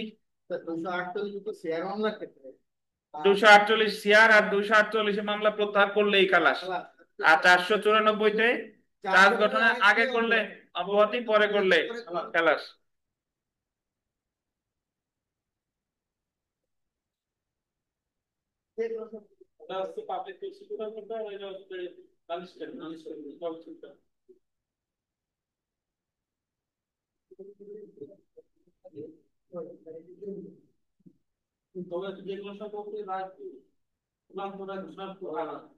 বুঝছেন? আমরা সঞ্চিতা মেইন পার্থক্য হলো 248 ধারায়, এটা সিআর মামলার ক্ষেত্রে 248 ধারায় প্রত্যাহার করলেই খালাস, সেটা চার্জ গঠনের আগে হোক আর পরে হোক। আর 494-তে এটা জিআর মামলার ক্ষেত্রে প্রযোজ্য, এটা পিপি করে, চার্জ গঠনের আগে করলে অব্যাহতি, পরে করলে খালাস। তো যদি আমরা একটু পড়ি দেখেন, অভিযোগকারী কর্তৃক নালিশ বা অভিযোগ প্রত্যাহার ধারা 248 এবং পাবলিক প্রসিকিউটর কর্তৃক অভিযোগ বা মামলা প্রত্যাহার 494। তো 248 ধারাটা যদি আমরা পড়ি, অভিযোগকারী কর্তৃক নালিশ প্রত্যাহার, উইথড্রয়াল অফ কমপ্লেইন্ট। 248 ধারা অনুযায়ী ম্যাজিস্ট্রেটের অনুমতি নিয়ে মামলার গোল দেবেন চূড়ান্ত আদেশ হবার পূর্বে, চূড়ান্ত আদেশ হবার পূর্বে যে কোনো সময় অভিযোগকারী নালিশ প্রত্যাহার করতে পারে, অর্থাৎ রায় ঘোষণার আগে যে কোনো সময় প্রত্যাহার করতে পারে।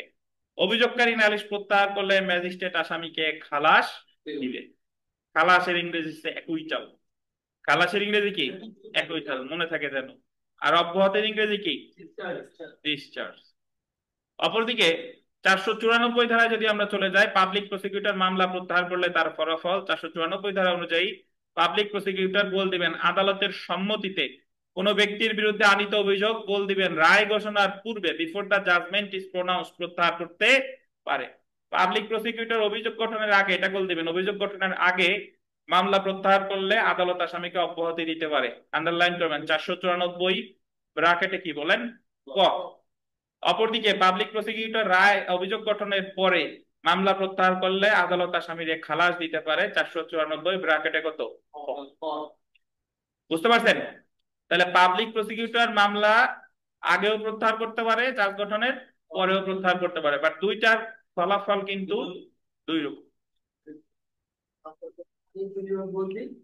জি। তো 408 248-এর সাথে 494 পার্থক্য যদি আমরা খুঁজি, 248 শুধু নালিশি মামলা, আর 494 পিপির ক্ষেত্রে প্রযোজ্য। ম্যাজিস্ট্রেটের অনুমতি প্রয়োজন, আর এই জায়গায় সংশ্লিষ্ট আদালতের অনুমতি প্রয়োজন। 494 অ্যাকচুয়ালি এটা যে শুধু দায়রা আদালতের ক্ষেত্রে প্রযোজ্য বিষয়টা তা না, এটা ম্যাজিস্ট্রেট আদালতের ক্ষেত্রেও প্রযোজ্য, কারণ জিআর মামলা তো ম্যাজিস্ট্রেট আদালতেও থাকে আবার দায়রা আদালতেও থাকে, বুঝতে পারছেন? তারপরে দেখেন, যে সময় প্রত্যাহার করতে পারে, 248 ধারার চূড়ান্ত আদেশের পূর্বে যে কোনো সময় অভিযোগকারী নালিশ প্রত্যাহার করতে পারে, আর 494 ধারা রায় ঘোষণার পূর্বে যে কোনো সময় প্রত্যাহার করতে।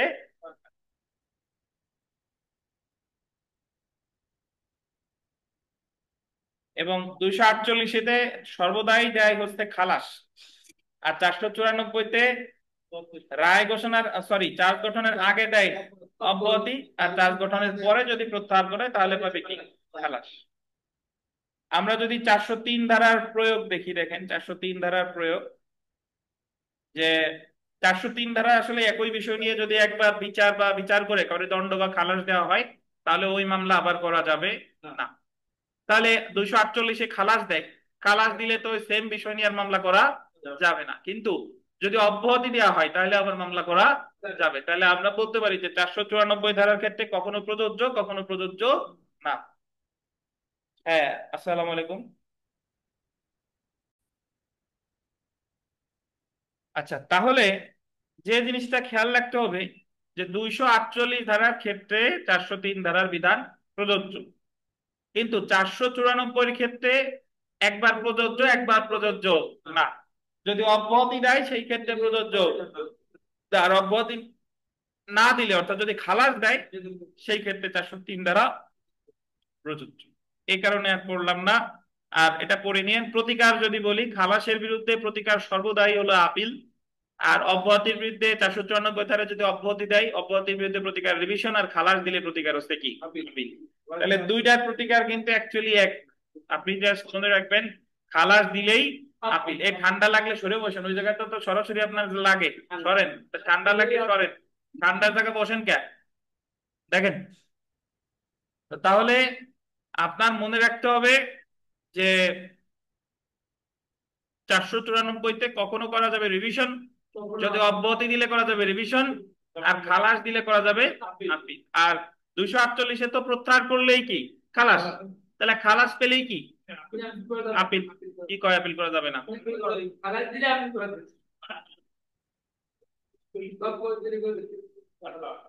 আচ্ছা, জেনে রাখা ভালো, 248 ধারায় নালিশ প্রত্যাহারের অনুমতি দেওয়া এবং অভিযুক্তকে খালাস দেওয়া ম্যাজিস্ট্রেটের জন্য আন্ডারলাইন করেন বিবেচনামূলক ক্ষমতা। মানে কোনটা করবে একান্ত এটা ওনার নিজস্ব ব্যাপার।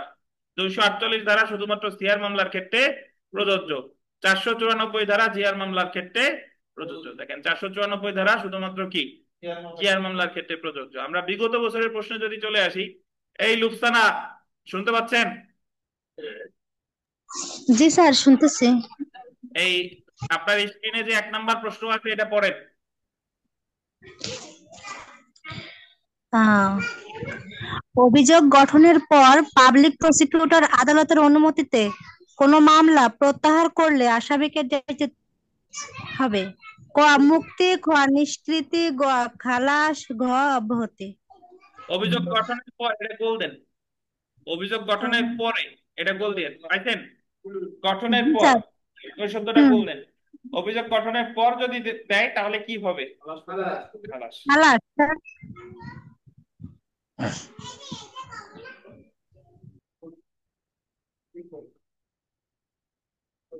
3 নাম্বার প্রশ্নটা যদি আমরা একটু পড়ি, লুফসানা পড়েন, 3 নাম্বার প্রশ্নটা পড়েন লুফসানা।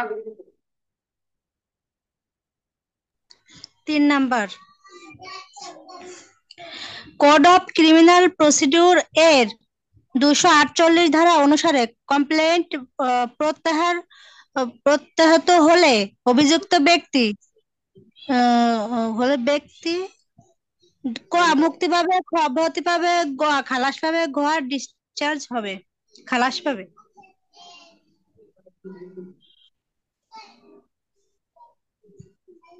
খালাস পাবে নাকি? জি স্যার।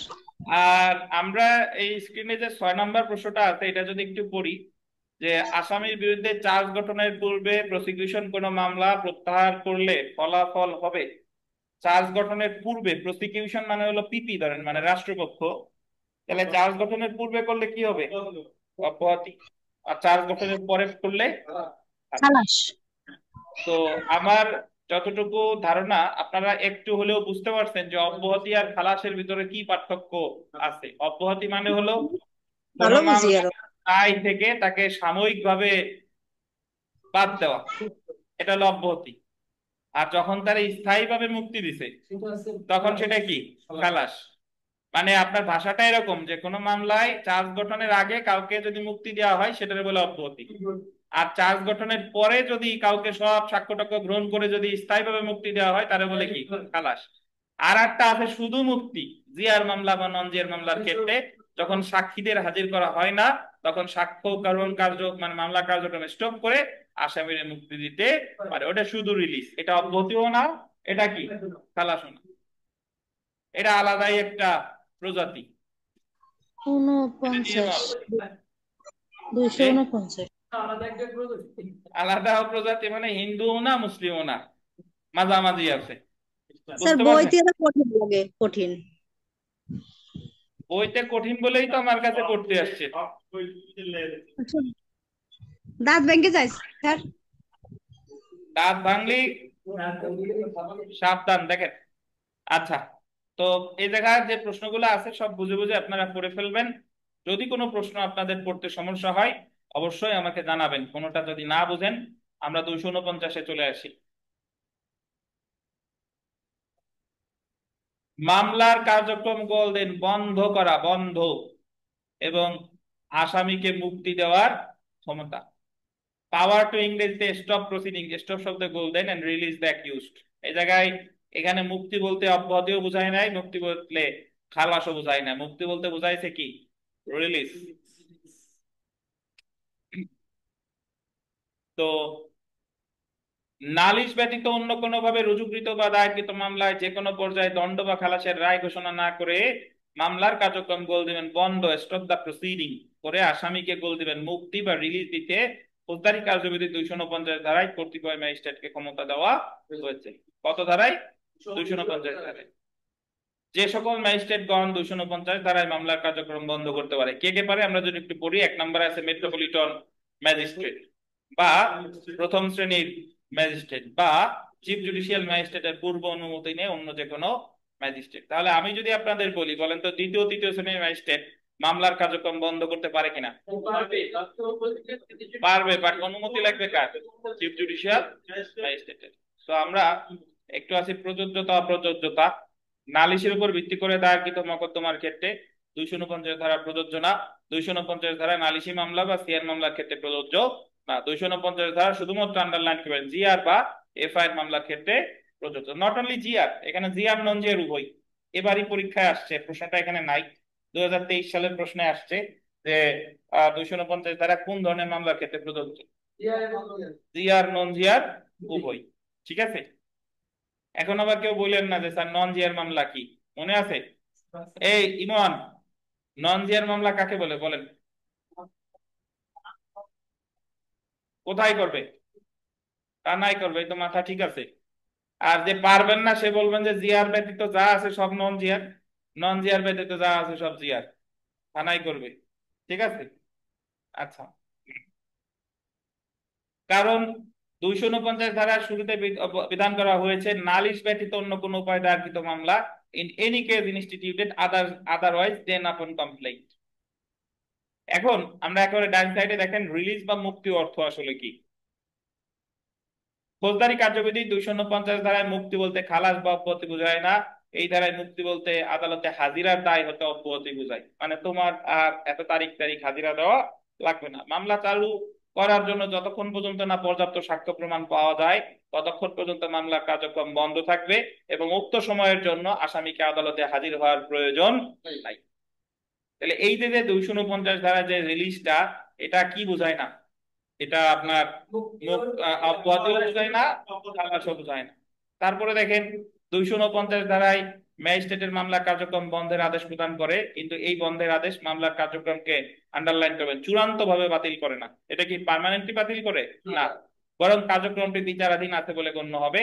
যখন সাক্ষ্য বা সাক্ষী পাওয়া যাবে তখন থেকে মামলা কার্যক্রম আবার শুরু হবে এবং অভিযুক্ত হাজির হওয়ার আদেশ দিবে।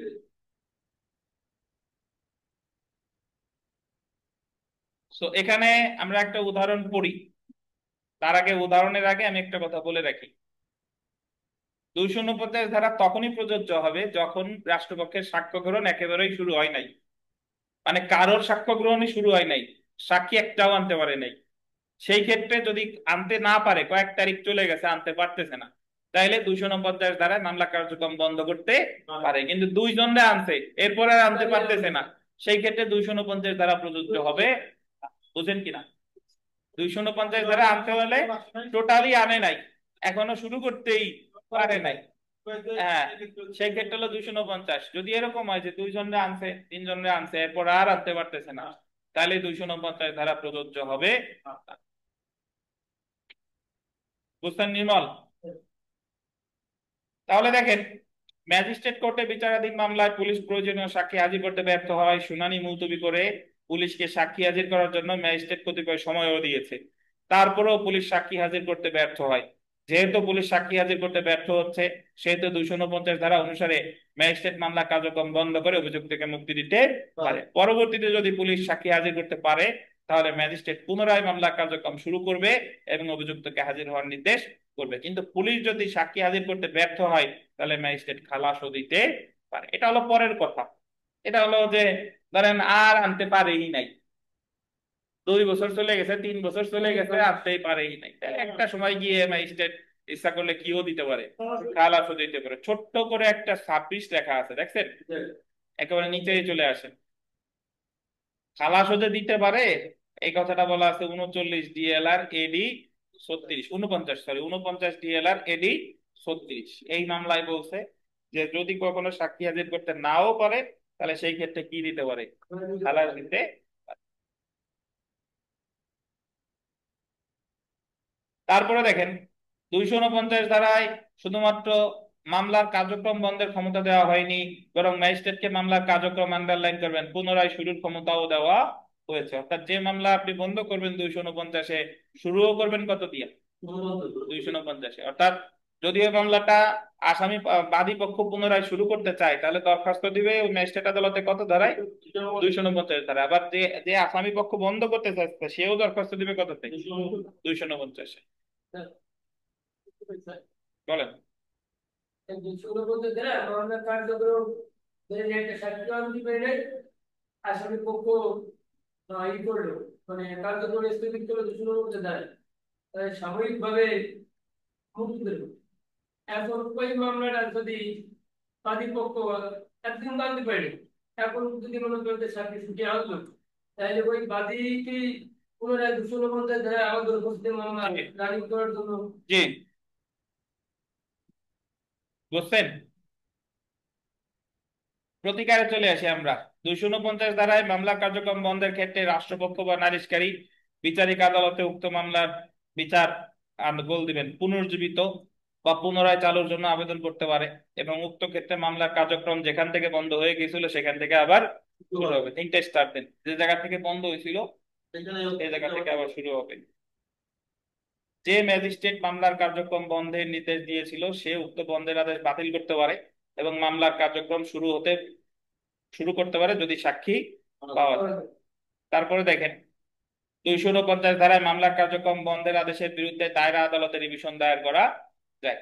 তাহলে আপনি পুনরুজ্জীবিত করার আবেদনও করতে পারেন অথবা দায়রা আদালতে রিভিশনও করতে পারেন। 249 ধারায় মামলা কার্যক্রম বন্ধের আদেশ যেহেতু অব্যাহতি বলে গণ্য হয় না, সেহেতু 436 ধারায় আদালত অধিকতর অনুসন্ধানের আদেশ দিতে পারে না, জাস্ট রিভিশন করতে পারে। যেহেতু 249 ধারায় অভিযুক্ত ব্যক্তির মুক্তি খালাস বা দণ্ড হিসেবে গণ্য হয় না, সেহেতু 403 ধারার দোবারা সাজার নীতি 249 ধারা ক্ষেত্রে প্রযোজ্য না। সুতরাং একই অভিযোগের জন্য একই অভিযুক্ত ব্যক্তির বিরুদ্ধে পুনরায় মামলা দায়ের করা যাবে, মানে সেম বিষয় নিয়ে তার বিরুদ্ধে আবারও মামলা করা যাবে। তো তাহলে প্রতিকার অ্যাকচুয়ালি 3টা: পুনরায় মামলা পুনর্জীবিত করার আবেদন করা, রিভিশন করা, বা নতুন মামলা দায়ের করা। স্যার দোবারাটা একটু বলবেন স্যার, দোবারাটা বুঝি না স্যার। দোবারা সাজা আমরা সামনে পড়বো মাকসুদা। দোবারা সাজা হলো যে একটা মামলায় আপনাকে একবার দণ্ড বা খালাস দিয়ে দিলে, ধরেন একটা হত্যা মামলায় ডিপজলকে খালাস দিছে, খালাস দেওয়ার পরে বাদী পক্ষ আবার মামলা করছে ওই ওই সেম হত্যাকাণ্ড নিয়ে, তাহলে ডিপজল এক্ষেত্রে দোবারা সাজার সুবিধা পাবে, বলবে যে একবার আমার বিচার হয়ে গেছে, সো এই সেম মামলায় আমার আর বিচার করা যাবে না। এটা হলো দোবারা সাজা, মানে একবার যারা সাজা বা খালাস দিতেন তারে আর দ্বিতীয়বার বিচার করা যাবে না, এটা হলো দোবারা সাজা। তারা যদি দ্বিতীয়বার বিচার করা যেত তাহলে মামলা আজীবন চলতো, খালাস পাওয়ার পরেই আর একটা দায়ের কর। উকিল সাহেবকে জন্য ভালো হতো নাকি? না স্যার।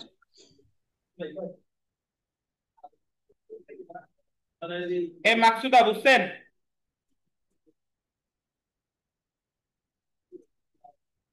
জি স্যার বুঝছি। আচ্ছা, আমরা জেনে রাখা ভালো, তো চলে আসি। দেখেন 249 ধারা শুধুমাত্র জিআর বা এফআইআর মামলার ক্ষেত্রে প্রযোজ্য, জিআর বা নন জিআর এর ক্ষেত্রেও কিন্তু প্রযোজ্য, ঠিক আছে? জিআর মামলার ক্ষেত্রে 249 ধারা প্রযোজ্য না। 249 ধারায় খালাস বা দণ্ডের রায় ঘোষণা না করে মামলার কার্যক্রম বন্ধ ঘোষণা করতে পারে এবং অভিযুক্তকে মুক্তি দিতে পারে। তারপরে দেখেন 249 ধারায় মামলার কার্যক্রম বন্ধ করতে এবং অভিযুক্তকে মুক্তি দিতে ম্যাজিস্ট্রেট বাধ্য নয়, বরং এটা কি বিবেচনা হলো। তাহলে আপনি এই যে সংক্ষেপে মনে রাখুন, যদি আপনি এটা বুদ্ধিমান হন তাহলে এটা আসলে মুখস্থ করার কিছু নাই। খালাস হইলেই আপিল, দণ্ড হইলেই আপিল, আর অব্যাহতি বলেন মুক্তি বলেন এগুলার বিরুদ্ধে প্রতিকার কি? রিভিশন। এই যে দেখেন যে নালিশকারী যদি অনুপস্থিত থাকে তাহলে হয় খালাস, আর খালাস হইলেই কি? আপিল। নালিশকারী কর্তৃক অভিযোগ প্রত্যাহার, খালাস, খালাস হইলেই কি? আপিল। মামলা কার্যক্রম বন্ধ, তাহলে কি? রিভিশন। পাবলিক প্রসিকিউটর চার্জ গঠনের আগে প্রত্যাহার, অব্যাহতি, তাহলে কি? রিভিশন। পাবলিক প্রসিকিউটর চার্জ গঠনের পরে প্রত্যাহার, খালাস, খালাস হইলেই কি?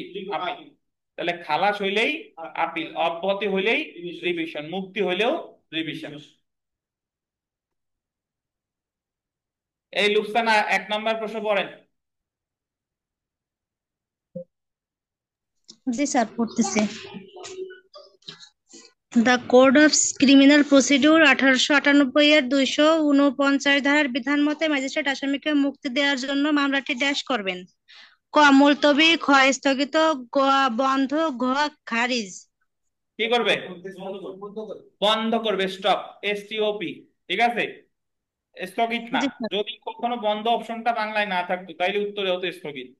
ঠিক আছে, বাট যেহেতু বন্ধ আছে, একেবারে আক্ষরিক অনুবাদ হয় স্টপের অনুবাদ কি বাংলা? বন্ধ। একটাকে অনেকগুলো করে। বন্ধ আর স্থগিত এই তোমাদের করতে হবে। পার্থক্য হলো, একটা হলো স্থগিতের ইংরেজি হলো পোস্টপন, আর স্থগিতের ইংরেজি পোস্টপন অথবা অ্যাডজর্ন, আর বন্ধ হলে স্টপ। স্থগিত করে হচ্ছে এই যে যে যখন মামলার কার্যক্রম আপনার ওই যে নালিশকারী আসে নাই, তখন স্থগিত করে সামনে আর এক তারিখ দিছে, এটা হলো স্থগিত। আর বন্ধ মানে হলো মামলার কার্যক্রম টোটালি এক জায়গায় কি থামায় রাখছে, যখন আবার সাক্ষীরা হাজির করবে তখন আবার কি মামলা কার্যক্রম পুনরুজ্জীবিত হবে। কিন্তু স্থগিত মানে কিন্তু একেবারে বন্ধ হয়ে গেছে তা না, আবার ধার্য তারিখে আসলে আবার মামলা শুরু, আবার কি হবে, শুরু হবে। এই স্থগিত হচ্ছে যে আমরা চলমান আছে মানে যদি স্টেপ দেওয়া হয়, আর বন্ধ মানে টোটালি মানে চলা বন্ধ হয়ে গেছে, সেটাই স্যার। আপনি জাস্ট মনে রাখবেন, আমাদের ফৌজদারি কার্যবিধিতে বন্ধ আছে 249 ধারায়, আর কোন জায়গা বন্ধ নাই। 2 নম্বর প্রশ্নটা পড়ি, দেখেন। The code of criminal procedure 1898 এর সেকশন 249 এর অধীন বিচার বন্ধ হলে, অভিযুক্ত যদি বিচার বন্ধ হয় তাহলে অভিযুক্ত কি পাবে? মুক্তি পাবে, মুক্তি। এটা কিন্তু খালাসও না, এটা অব্যাহতি না, এটা পাবে মুক্তি। 3 নম্বরটা দেখি। কমপ্লেইন ব্যতীত অন্যভাবে রুজুকৃত একটি ফৌজদারি মামলার কার্যক্রম বন্ধ করা হলে ম্যাজিস্ট্রেট আসামিকে কি দিতে পারে? মুক্তি দিতে পারে। 2 নম্বর প্রশ্নটা দেখেন। 249 ধারা অনুযায়ী অভিযোগ ব্যতীত অন্য কোনোভাবে রুজুকৃত মামলার কার্যক্রম বন্ধ করে আসামিকে মুক্তি দিতে পারে মেট্রোপলিটন ম্যাজিস্ট্রেট পারে, চিফ জুডিশিয়াল ম্যাজিস্ট্রেট অনুমতি নিয়ে অন্য কোনো ম্যাজিস্ট্রেট পারে, প্রথম শ্রেণীর ম্যাজিস্ট্রেট পারে, কে পারে? উপরের সবাই পারে। 8 নম্বর প্রশ্নটা চলে এসে 8। কোন ফৌজদারি মামলায় দুজন দুজন গুরুত্বপূর্ণ সাক্ষী বিদেশ গমন করেছে এবং রাষ্ট্রপক্ষ শুনানির জন্য নির্ধারিত দিনে তাদের হাজির করতে ব্যর্থ হয়েছে। কতিপয় সময় দেওয়ার পরেও রাষ্ট্রপক্ষ সাক্ষী হাজির করতে ব্যর্থ হচ্ছে, এই ক্ষেত্রে ম্যাজিস্ট্রেট কি করবে? খালাস বা দণ্ডের রায় ঘোষণা না করে মামলা কার্যক্রম বন্ধ করতে পারে এবং অভিযুক্তরে মুক্তি দিতে পারে। তো 248 নিয়ে আপনাদের কোনো প্রশ্ন আছে কিনা? আছে নির্মল? নাই। আর এই মিথ্যা তুচ্ছ মামলার এই জায়গাটা আছে, এই মিথ্যা তুচ্ছ মামলা আমরা সব ওই জায়গা পড়ে ফেলছি, ওই যে 250-এ ওই জায়গা যা পড়ছি এই জায়গা ঘুরাই ফিরাই তাই বলা আছে, বুঝতে পারছেন? মিথ্যা তুচ্ছ মামলার কাহিনীর কথা আমি এই জায়গার বারবার পড়তেছি না, ওই কাগজটা থেকে পড়লেই হবে। আমি একটু আপনাদের মনে করাই দিই যে মিথ্যা তুচ্ছ মামলার ক্ষেত্রে যদি আসামির অব্যাহতি বা খালাস দেয়, তখন আদালত মানে ম্যাজিস্ট্রেট আদালত ওই নালিশকারীকে বলবে বা সংবাদদাতাকে বলবে, 250 জি আর সিআর কিন্তু ওই মামলার ক্ষেত্রেই প্রযোজ্য, যেহেতু তোমার মামলাটা মিথ্যা বা তুচ্ছ, তো তুমি কেন 1000 টাকা ক্ষতিপূরণ দিবা না, কারণ দর্শাও। আর তৃতীয় শ্রেণীর ম্যাজিস্ট্রেট হলে কেন 500 টাকা ক্ষতিপূরণ দিবা না, কারণ দর্শাও। যদি সে কারণ দর্শাইতে ব্যর্থ হয় তাহলে তাকে ওই 1000 টাকা বা 500 টাকা ক্ষতিপূরণ প্রদানের নির্দেশ দিতে পারে, এবং যদি সে দিতে ব্যর্থ হয় তাহলে তার কারাদণ্ড দিতে পারে 1 মাস বিনাশ্রম কারাদণ্ড। ওই টাকা না, ওই টাকা 1000 বা 500 দিতে না পারছে। এছাড়া এর অতিরিক্ত হিসেবে 3000 টাকা জরিমানা বা 6 মাস কারাদণ্ড দিতে পারে, এটা হলো অতিরিক্ত হিসেবে। তাহলে তাহলে ক্ষতিপূরণ হইলে 1000, বা তৃতীয় শ্রেণী ম্যাজিস্ট্রেট হলে 500, আর জরিমানা 3000, আর অনাদায়ে 6 মাস কারাদণ্ড। এই 6 মাস can be either description, may be either description, মানে এটা যে কোনো বর্ণনা হতে পারে, আইদার রিগোরাস অর সিম্পল, সশ্রম অথবা বিনাশ্রম। বুঝছেন? বলেন। তৃতীয় শ্রেণীর ম্যাজিস্ট্রেটের ক্ষেত্রে তার জুরিসডিকশনের ক্ষেত্রে এটা হচ্ছে ব্যতিক্রম। হ্যাঁ, আচ্ছা। এখন যদি ক্ষতিপূরণ তার ধরেন যে বাদী তার মনে হয়েছে যে ক্ষতিপূরণ দেওয়া আসলে এটা মিথ্যা তুচ্ছ মামলা না, বাট আদালত ক্ষতিপূরণের নির্দেশ দিয়ে দিছে, তাহলে তার প্রতিকার যদি দ্বিতীয় তৃতীয় শ্রেণীর ম্যাজিস্ট্রেট দেয়, যে অ্যামাউন্টই দেখ না কেন আপিল করতে পারবে। আর প্রথম শ্রেণীর ম্যাজিস্ট্রেট দিলে কত টাকার বেশি? 100 টাকার বেশি দিলে আপিল করতে পারবে। ঠিক আছে? আর দ্বিতীয় তৃতীয় যাই দেখ না কেন আপিল করতে পারবে। আচ্ছা, এখন এই টাকাটা কখন আদায় করা হবে? কখন আদায় করা হবে? আপিল যোগ্য হইলে আপিল নিষ্পত্তি হওয়ার আগ পর্যন্ত আদায় করা যাবে না। আর আপিল অযোগ্য হইলে 1 মাস পরে আদায় করা, 1 মাস পরে আদায় করা যাবে। এই সব কথা, বরং এখানে যা নাই, কিছু কথা এখানে নাই, সেই সব কথাও ওখানে আলোচনা করা। তো আমরা যদি এখানে একটু পড়ি, জেনে রাখা ভালো, এই অংশটুকু পড়ি।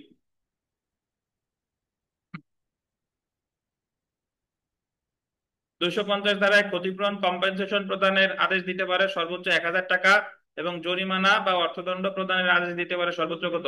3000 টাকা। 250 ধারায় সর্বোচ্চ কারাবাস হতে পারে কত? 6 মাস। এই 6 মাসটা সঞ্চিতা, এই 6 মাস কি সশ্রম নাকি বিনাশ্রম? না, এটা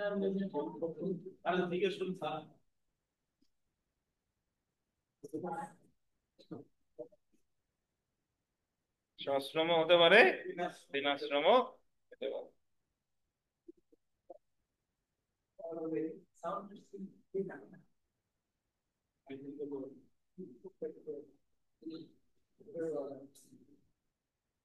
ঠিক আছে? এরপরে আমরা বিগত বছরের প্রশ্নে চলে আসি। দেখেন, the code of criminal procedure 1898 এর 250-2 ধারা অনুসারে ফরিয়াদি এ মিথ্যা অভিযোগ করার জন্য দোষী সাব্যস্ত হন, সিনিয়র জুডিশিয়াল ম্যাজিস্ট্রেট এ কে ক্ষতিপূরণ বাবদ অনধিক কত টাকা প্রদানের নির্দেশ দিতে পারেন? ক্ষতিপূরণ বাবদ কত? 1000। সিনিয়র জুডিশিয়ালের নিচে লেখেন প্রথম শ্রেণীর ম্যাজিস্ট্রেট। সিনিয়র জুডিশিয়াল ম্যাজিস্ট্রেট মানে কোন শ্রেণীর ম্যাজিস্ট্রেট? প্রথম শ্রেণীর ম্যাজিস্ট্রেট। আচ্ছা, একটা কথা বলে রাখি, আপনাদের আগামীকালের ক্লাসটা হবে না। আগামীকাল আমি একটু ঢাকা থাকবো, আব্বাকে নিয়ে একটু ঢাকা যাবো তার চোখের ডাক্তার দেখাতে। তো আগামীকালের ক্লাসটা হচ্ছে না। ঠিক আছে?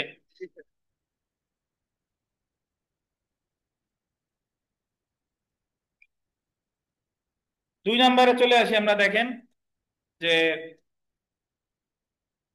মিথ্যা অভিযোগের ক্ষেত্রে একজন চিফ জুডিশিয়াল ম্যাজিস্ট্রেট খালাসের আদেশ প্রদানের সময় নালিশকারীর বিরুদ্ধে এরূপ ক্ষতিপূরণের আদেশ দিতে পারে, যা হবে অনধিক কত?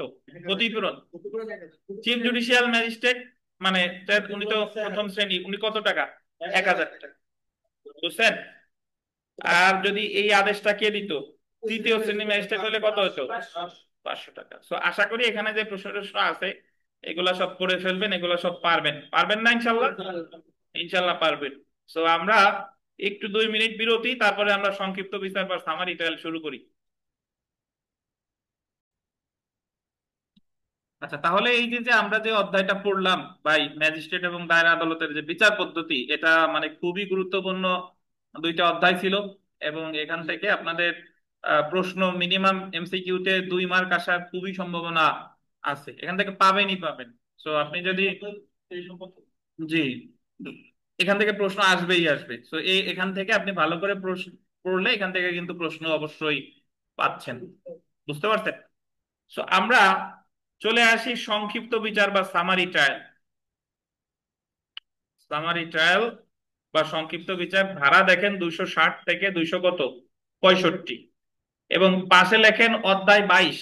এই যে সামারি ট্রায়াল, এই অধ্যায়টা হচ্ছে 22।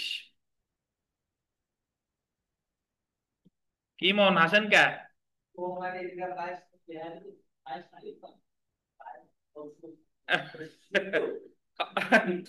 অধ্যায় 22। তাহলে একটা জিনিস এখানে খেয়াল করেন, ওই ম্যাজিস্ট্রেট আদালতের বিচার পদ্ধতি এটা হলো 20তম অধ্যায়, তারপরে সামারি ট্রায়াল 22, আর দায়রা আদালত হচ্ছে 23। মাঝে সিপাহি পড়ে গেছে 21। তো ওই 21টা হলো বাতিল। ওই 21টা হলো যে আপনার ধারা, আমি যদি এইভাবে বলি, এই যে 251 থেকে 259, এই যে যে অধ্যায়টা, এখানে কোনো ধারা নাই, এগুলো সব বাতিল করছে। এইটা ছিল 21তম অধ্যায়। স্যার আস্তে আস্তে শোনা যায়। আস্তে আস্তে কি সবাই শুনেন নাকি আপনি শুনেন একা, কোনটা? স্যার ঠিক হ্যালো, মতোই শুনি। আস্তে তাহলে শোনা আপনার যাইছে। স্যার সাউন্ড ঠিকই তো। কমে গেছে, দেখেন ওই কমে গেছে দেখেন, লুকসানা। দেখতেছি স্যার। আচ্ছা, তো সামারি ট্রায়াল বিষয়টা আসলে কি শুনেন। এই আমাদের যে প্রচলিত যে বিচার ব্যবস্থা, ওই যে যে ম্যাজিস্ট্রেট আদালত 241 থেকে 250, এটা সাধারণত মানে বেশ লেংদি। লেংদি বলতে অনেক প্রসিডিউর ফলো করে তারপর বিচার করা হয়, কিন্তু কিছু কিছু অপরাধ আছে যে অপরাধগুলো হচ্ছে আপনার ছোট ছোট অপরাধ, ছোট ছোট মানে কম গুরুতর প্রকৃতির। আইনের ভাষা বললে কম গুরুতর, ধরেন চুরি করছে, অল্প টাকার জিনিস চুরি করছে, বা যে অপরাধের সাজা 2 বছরের কম, এরকম কোন অপরাধের ক্ষেত্রে সামারি ট্রায়াল করা হয়, মানে দ্রুত যাতে বিচারটা শেষ করা যায়, সংক্ষিপ্ত পদ্ধতিতে বিচার করে যাতে দ্রুত বিচারটা শেষ করা যায়। তো সংক্ষিপ্ত বিচার বলতে এমন বিচার অন্তর্ভুক্ত করে যা দ্রুত নিষ্পত্তির জন্য করা হয়, গুরুতর নয় এমন অপরাধ, এবং যে অপরাধমূলক কাজের জন্য আন্ডারলাইন করে লঘু শাস্তি হয়, সেসব অপরাধগুলোর বিচার সংক্ষিপ্ত পদ্ধতিতে করা যায়। তাহলে যে সকল অপরাধের বিচার কিভাবে করা যায়? লঘু শাস্তি হয়। লঘু বুঝেন তো, মানে কম কম। যে সকল ম্যাজিস্ট্রেটগণ সংক্ষিপ্ত পদ্ধতিতে বিচার করতে পারে এবং যে সকল অপরাধগুলোর সংক্ষিপ্ত পদ্ধতিতে বিচার করা যায়, আন্ডারলাইন করবেন, তা 260 ধারায় আলোচনা করা হয়েছে। এবং সংক্ষিপ্ত পদ্ধতিতে বিচারের প্রক্রিয়া ও শাস্তি প্রদানের সীমা সম্পর্কে 262 ধারায় আলোচনা করা হয়েছে। তো আমরা প্রথমেই চলে আসি 260 ধারা, সংক্ষিপ্ত বিচারের ক্ষমতা। নিম্নলিখিত ম্যাজিস্ট্রেটগণ সংক্ষিপ্ত বিচার করতে পারে, কে কে দেখেন? 1 নম্বরে মেট্রোপলিটন ম্যাজিস্ট্রেট। তারপরে খতে দেখেন ক্ষমতাপ্রাপ্ত প্রথম শ্রেণী ম্যাজিস্ট্রেট। ক্ষমতাপ্রাপ্ত শব্দটা কেটে দেন, পাইছেন? তা- তাহলে হবে মেট্রোপলিটন ম্যাজিস্ট্রেট। দুই খতে কি প্রথম শ্রেণীর ম্যাজিস্ট্রেট। গতে দেখেন প্রথম শ্রেণীর ম্যাজিস্ট্রেটের ক্ষমতা দেওয়া হয়েছে এমন কোন ম্যাজিস্ট্রেটের বেঞ্চ।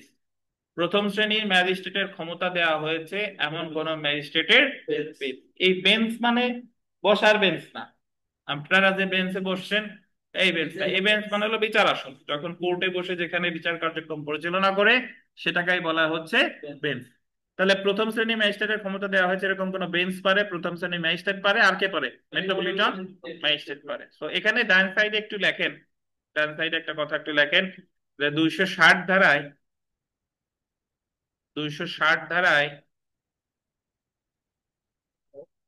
14টি ক্ষেত্রে সামারি ট্রায়াল হতে পারে।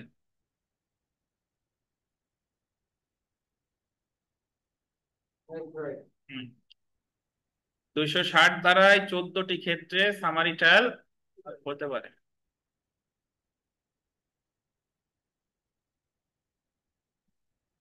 লিখছেন? আচ্ছা, ধন্যবাদ। আমরা একটু জেনে রাখা ভালোতে আসি।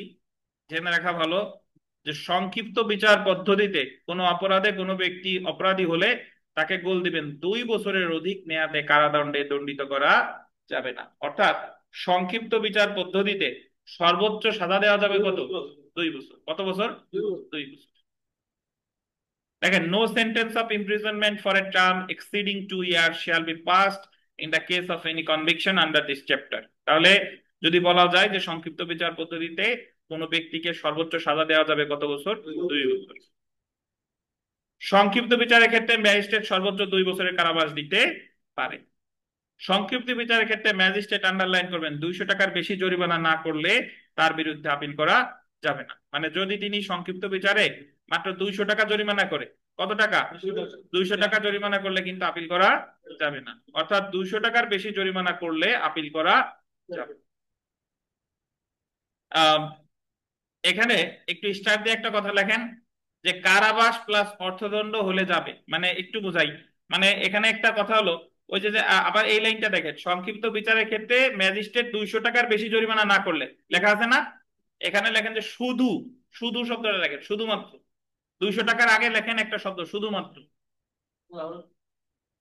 ওই যে 200 টাকা লেখা যে জায়গা আছে, জাস্ট 200-র আগে শুধুমাত্র শব্দটা লেখেন। 200 টাকা লেখা আছে না, ওর আগে লিখবেন শুধুমাত্র, এইটুক লেখেন। লেখছেন? শুধুমাত্র লিখতে বলছি, লেখেন, আগে লেখেন। লেখছেন? তাহলে যদি কোনো কারাদণ্ড দেয় নাই, শুধুমাত্র 200 টাকা জরিমানা করছে, তাহলে ওই জরিমানার বিরুদ্ধে আপিল করা যাবে না। তবে যদি কারাবাস সহ 200 টাকা দেয়, তাহলে আবার আপিল করা যাবে। শুধু 200 টাকা পর্যন্ত দিলে আপিল করা যাবে না, কিন্তু 200 টাকা জরিমানার সাথে যদি কারাবাস দেয়, তাহলে আবার আপিল করা যাবে। সঞ্চিতা, লাইট অন করে দিবেন নাকি?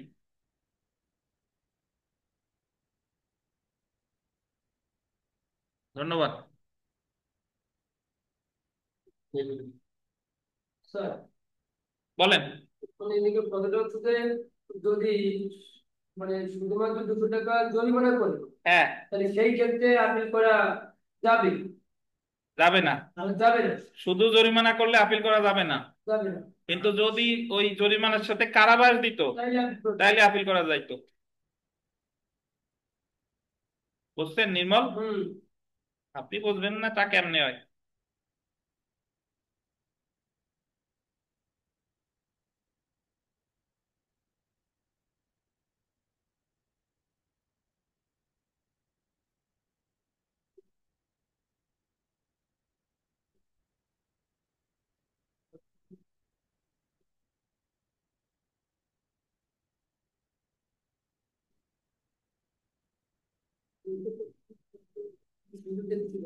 এই কি সুন্দর ছবি হয়েছে, দেখছেন নির্মল মুখ দেখা?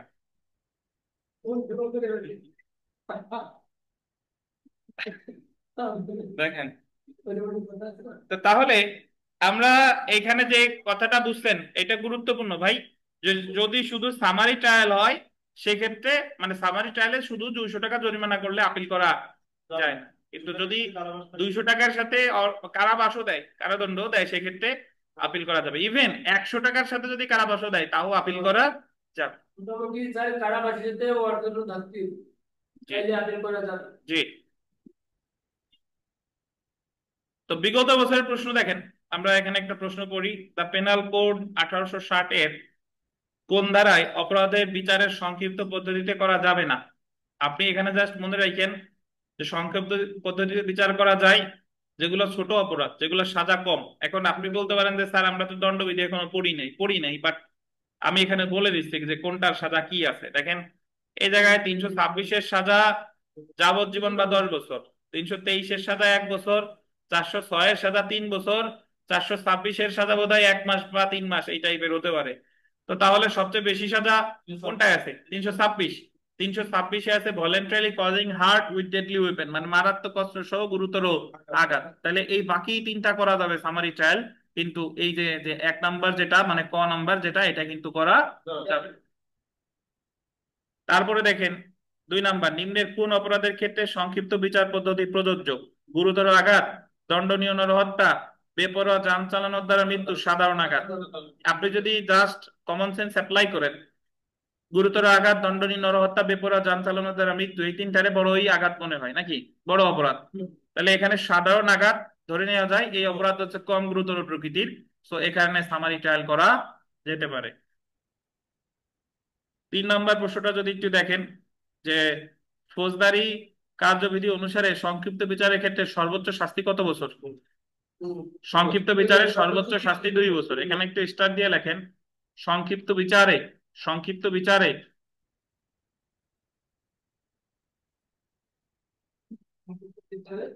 সর্বোচ্চ অর্থদণ্ডের,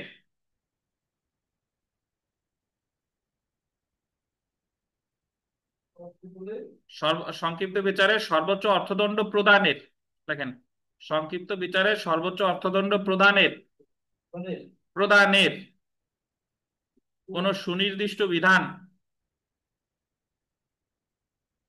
কোন সুনির্দিষ্ট বিধান উল্লেখ করা হয়নি।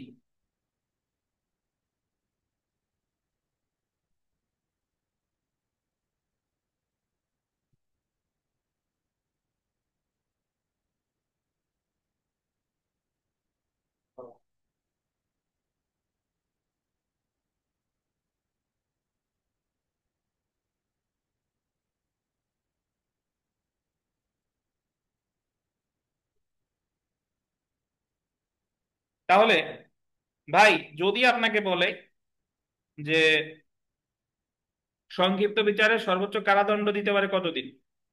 সর্বোচ্চ 2 বছর। সর্বোচ্চ 2 বছর। যদি বলে সংক্ষিপ্ত বিচারে সর্বোচ্চ অর্থদণ্ড দিতে পারে কত?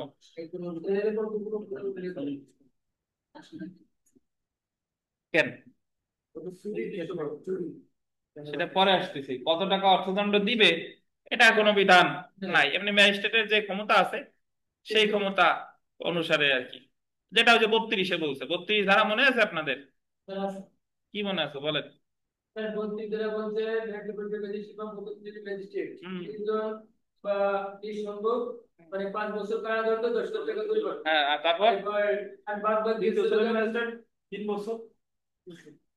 বলেন বলেন বলেন। আর প্রথম মানে মেট্রোপলিটন ম্যাজিস্ট্রেট প্রথম শ্রেণীর ম্যাজিস্ট্রেট আর দ্বিতীয় শ্রেণীর ম্যাজিস্ট্রেট হচ্ছেন 3 বছর কারাদণ্ড 5,000 টাকা জরিমানা। হ্যাঁ তৃতীয় শ্রেণীর ম্যাজিস্ট্রেট হচ্ছেন 2 বছর কারাদণ্ড 2 বছর ঠিক আছে, নির্মল তো পড়াশোনা ভালোই করতেছেন নাকি? চেষ্টা করতেছেন জি। তাহলে আমরা সেলফ প্র্যাকটিসে আসি যে 1 নাম্বার, ফৌজদারি কার্যবিধির কত অধ্যায়ে সংক্ষিপ্ত বিচার নিয়ে আলোচনা করা হয়েছে? 22 অধ্যায় না? 22 অধ্যায়।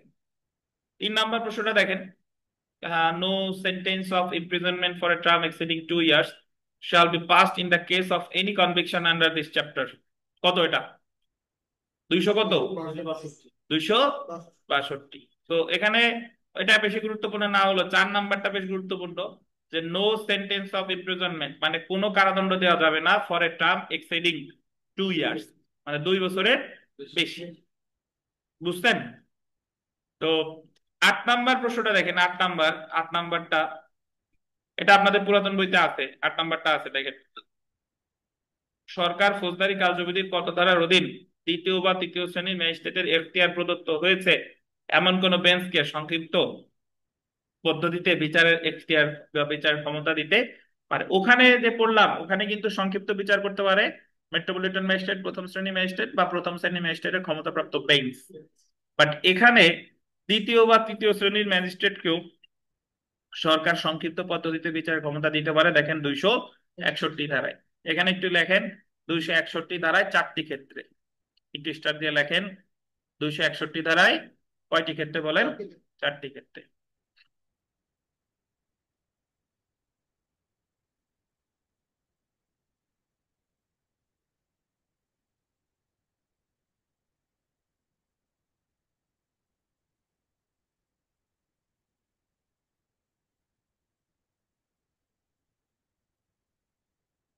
তাহলে 261 ধারায় কয়টা ক্ষেত্রে? 4টি ক্ষেত্রে। আর ওই জায়গায় ছিল কয়টা ক্ষেত্রে মনে আছে? 260 ধারায় কয়টা ক্ষেত্রে? 14টি ক্ষেত্রে। 260 ধারায় 14টি।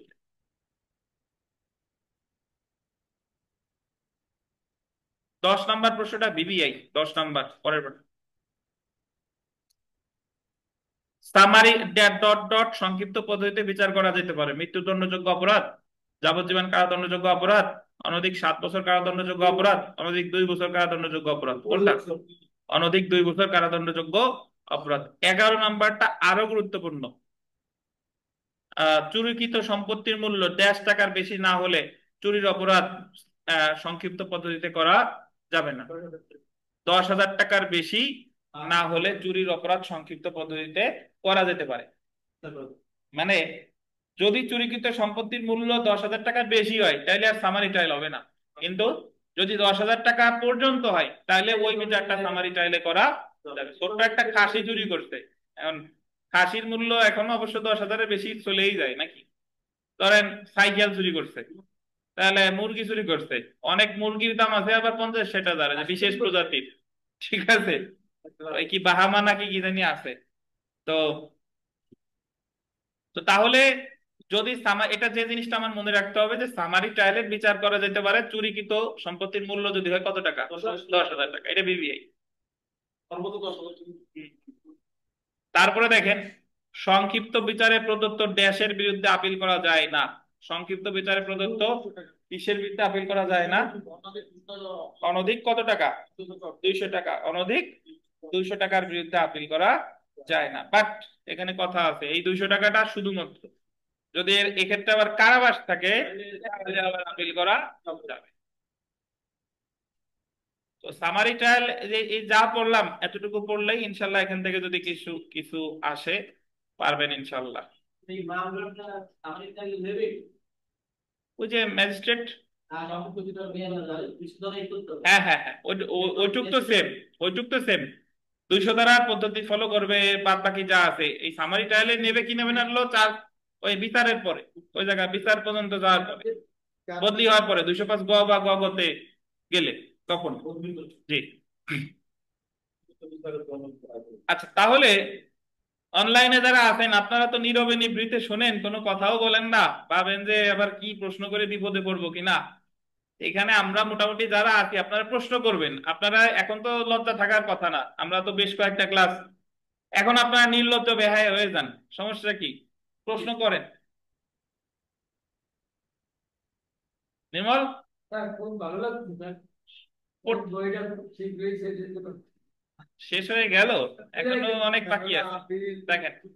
না এই সাবজেক্ট তো তাহলে আহ আমরা মোটামুটি এখানে যদি দেখি যে অব্যাহতি, খালাস, মুক্তি, এই তিনটা জিনিস আপনি কি বুঝতেন কিনা, মানে এখানে যাই থাক না কেন আমরা যদি এইভাবে বলি, এখন পর্যন্ত আমরা মুক্তি পাইছি এক জায়গায়, সেটা হলো 249, অব্যাহতি পাইছি বেশ কয়েক জায়গায়। আমি একটু আপনাদের মনে করাই দিই, একেবারে প্রথমে ফাইনাল রিপোর্টের উপর ভিত্তি করে বা পুলিশ প্রতিবেদনের উপর ভিত্তি করে কাউকে অব্যাহতি দেয় 202(2)(খ), 202(2)(খ। 4 শুনানির সময় ম্যাজিস্ট্রেট আদালত অব্যাহতি দেয় 241(ক), দায়রা আদালত অব্যাহতি দেয় 265(ক), আর মামলা প্রত্যাহারের ক্ষেত্রে পিপি যদি চার্জ গঠনের আগে প্রত্যাহার করে তাহলে অব্যাহতি দেয় 494(ক). আমরা তাহলে অব্যাহতি পাইছি সর্বসাকুল্যে কত জায়গা? 4 জায়গা, সর্বসাকুল্যে 4 জায়গার অব্যাহতির ক্ষেত্রে সেম বিষয় নিয়ে ওই আসামির বিরুদ্ধে আবার মামলা করা যায়, বুঝছেন? এখন চলে এসি খালাস। খালাসের কথা যদি বলেন, খালাস সাধারণত দেওয়া হয় চার্জ গঠনের পরে, আর খালাস হলো একটা চূড়ান্ত আদেশ যার মাধ্যমে কোনো ব্যক্তিকে ওই মামলার দায় হতে তারে কি দেওয়া হয়, পার্মানেন্টলি বা স্থায়ীভাবে ওই দায় হতে মুক্তি দেওয়া হয়, ঠিক আছে? তাহলে খালাস সম্পর্কে আমরা কোথায় কোথায় পেলাম দেখেন।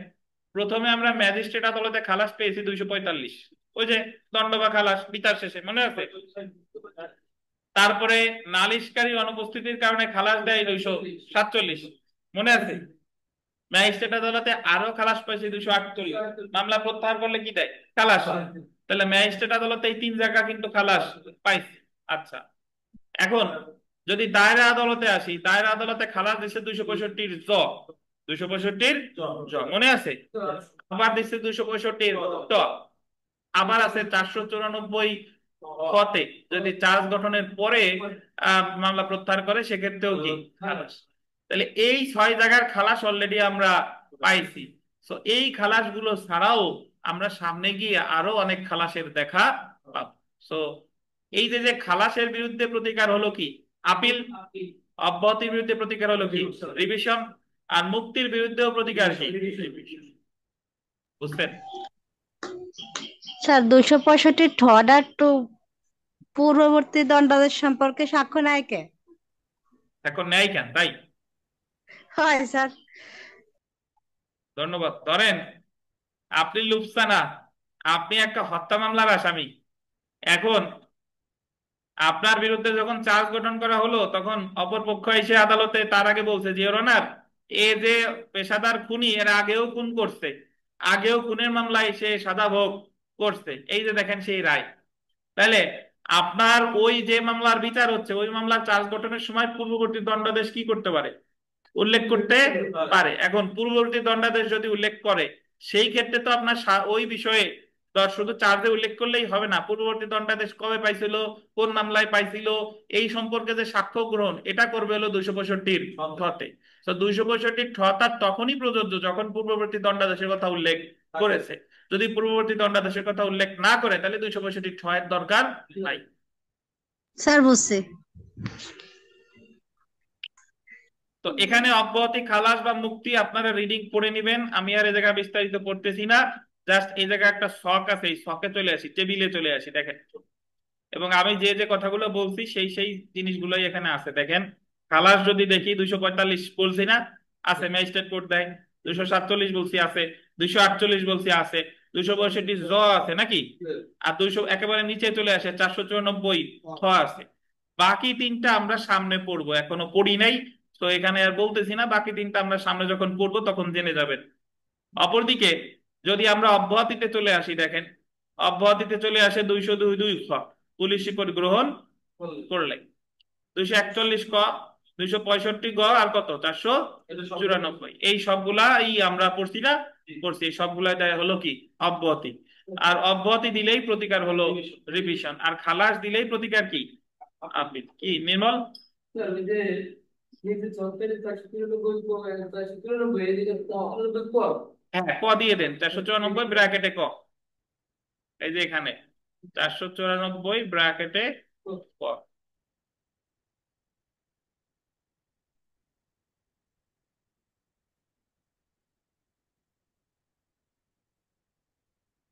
পাইছেন? তাহলে আমরা আজকে ক্লাস এই পর্যন্তই থাক। আমরা ইনশাল্লাহ সরাসরি এখন পরীক্ষায় চলে যাই। বুঝতে পারছেন? তো অনলাইনে যারা আছেন, আপনাদের কোনো প্রশ্ন আছে কিনা? কারো কোনো প্রশ্ন আছে?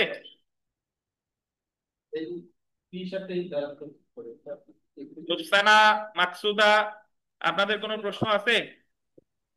স্যার যে লাস্টে বললেন অব্যাহতি দিলে আর আজকে মাথা হ্যাং হয়ে গেছে অনেক পড়া। অব্যাহতি দিলে সবসময় রিভিশন, আর খালাস দিলে সবসময় কি? আপিল। আপিল। খালাস আপিল।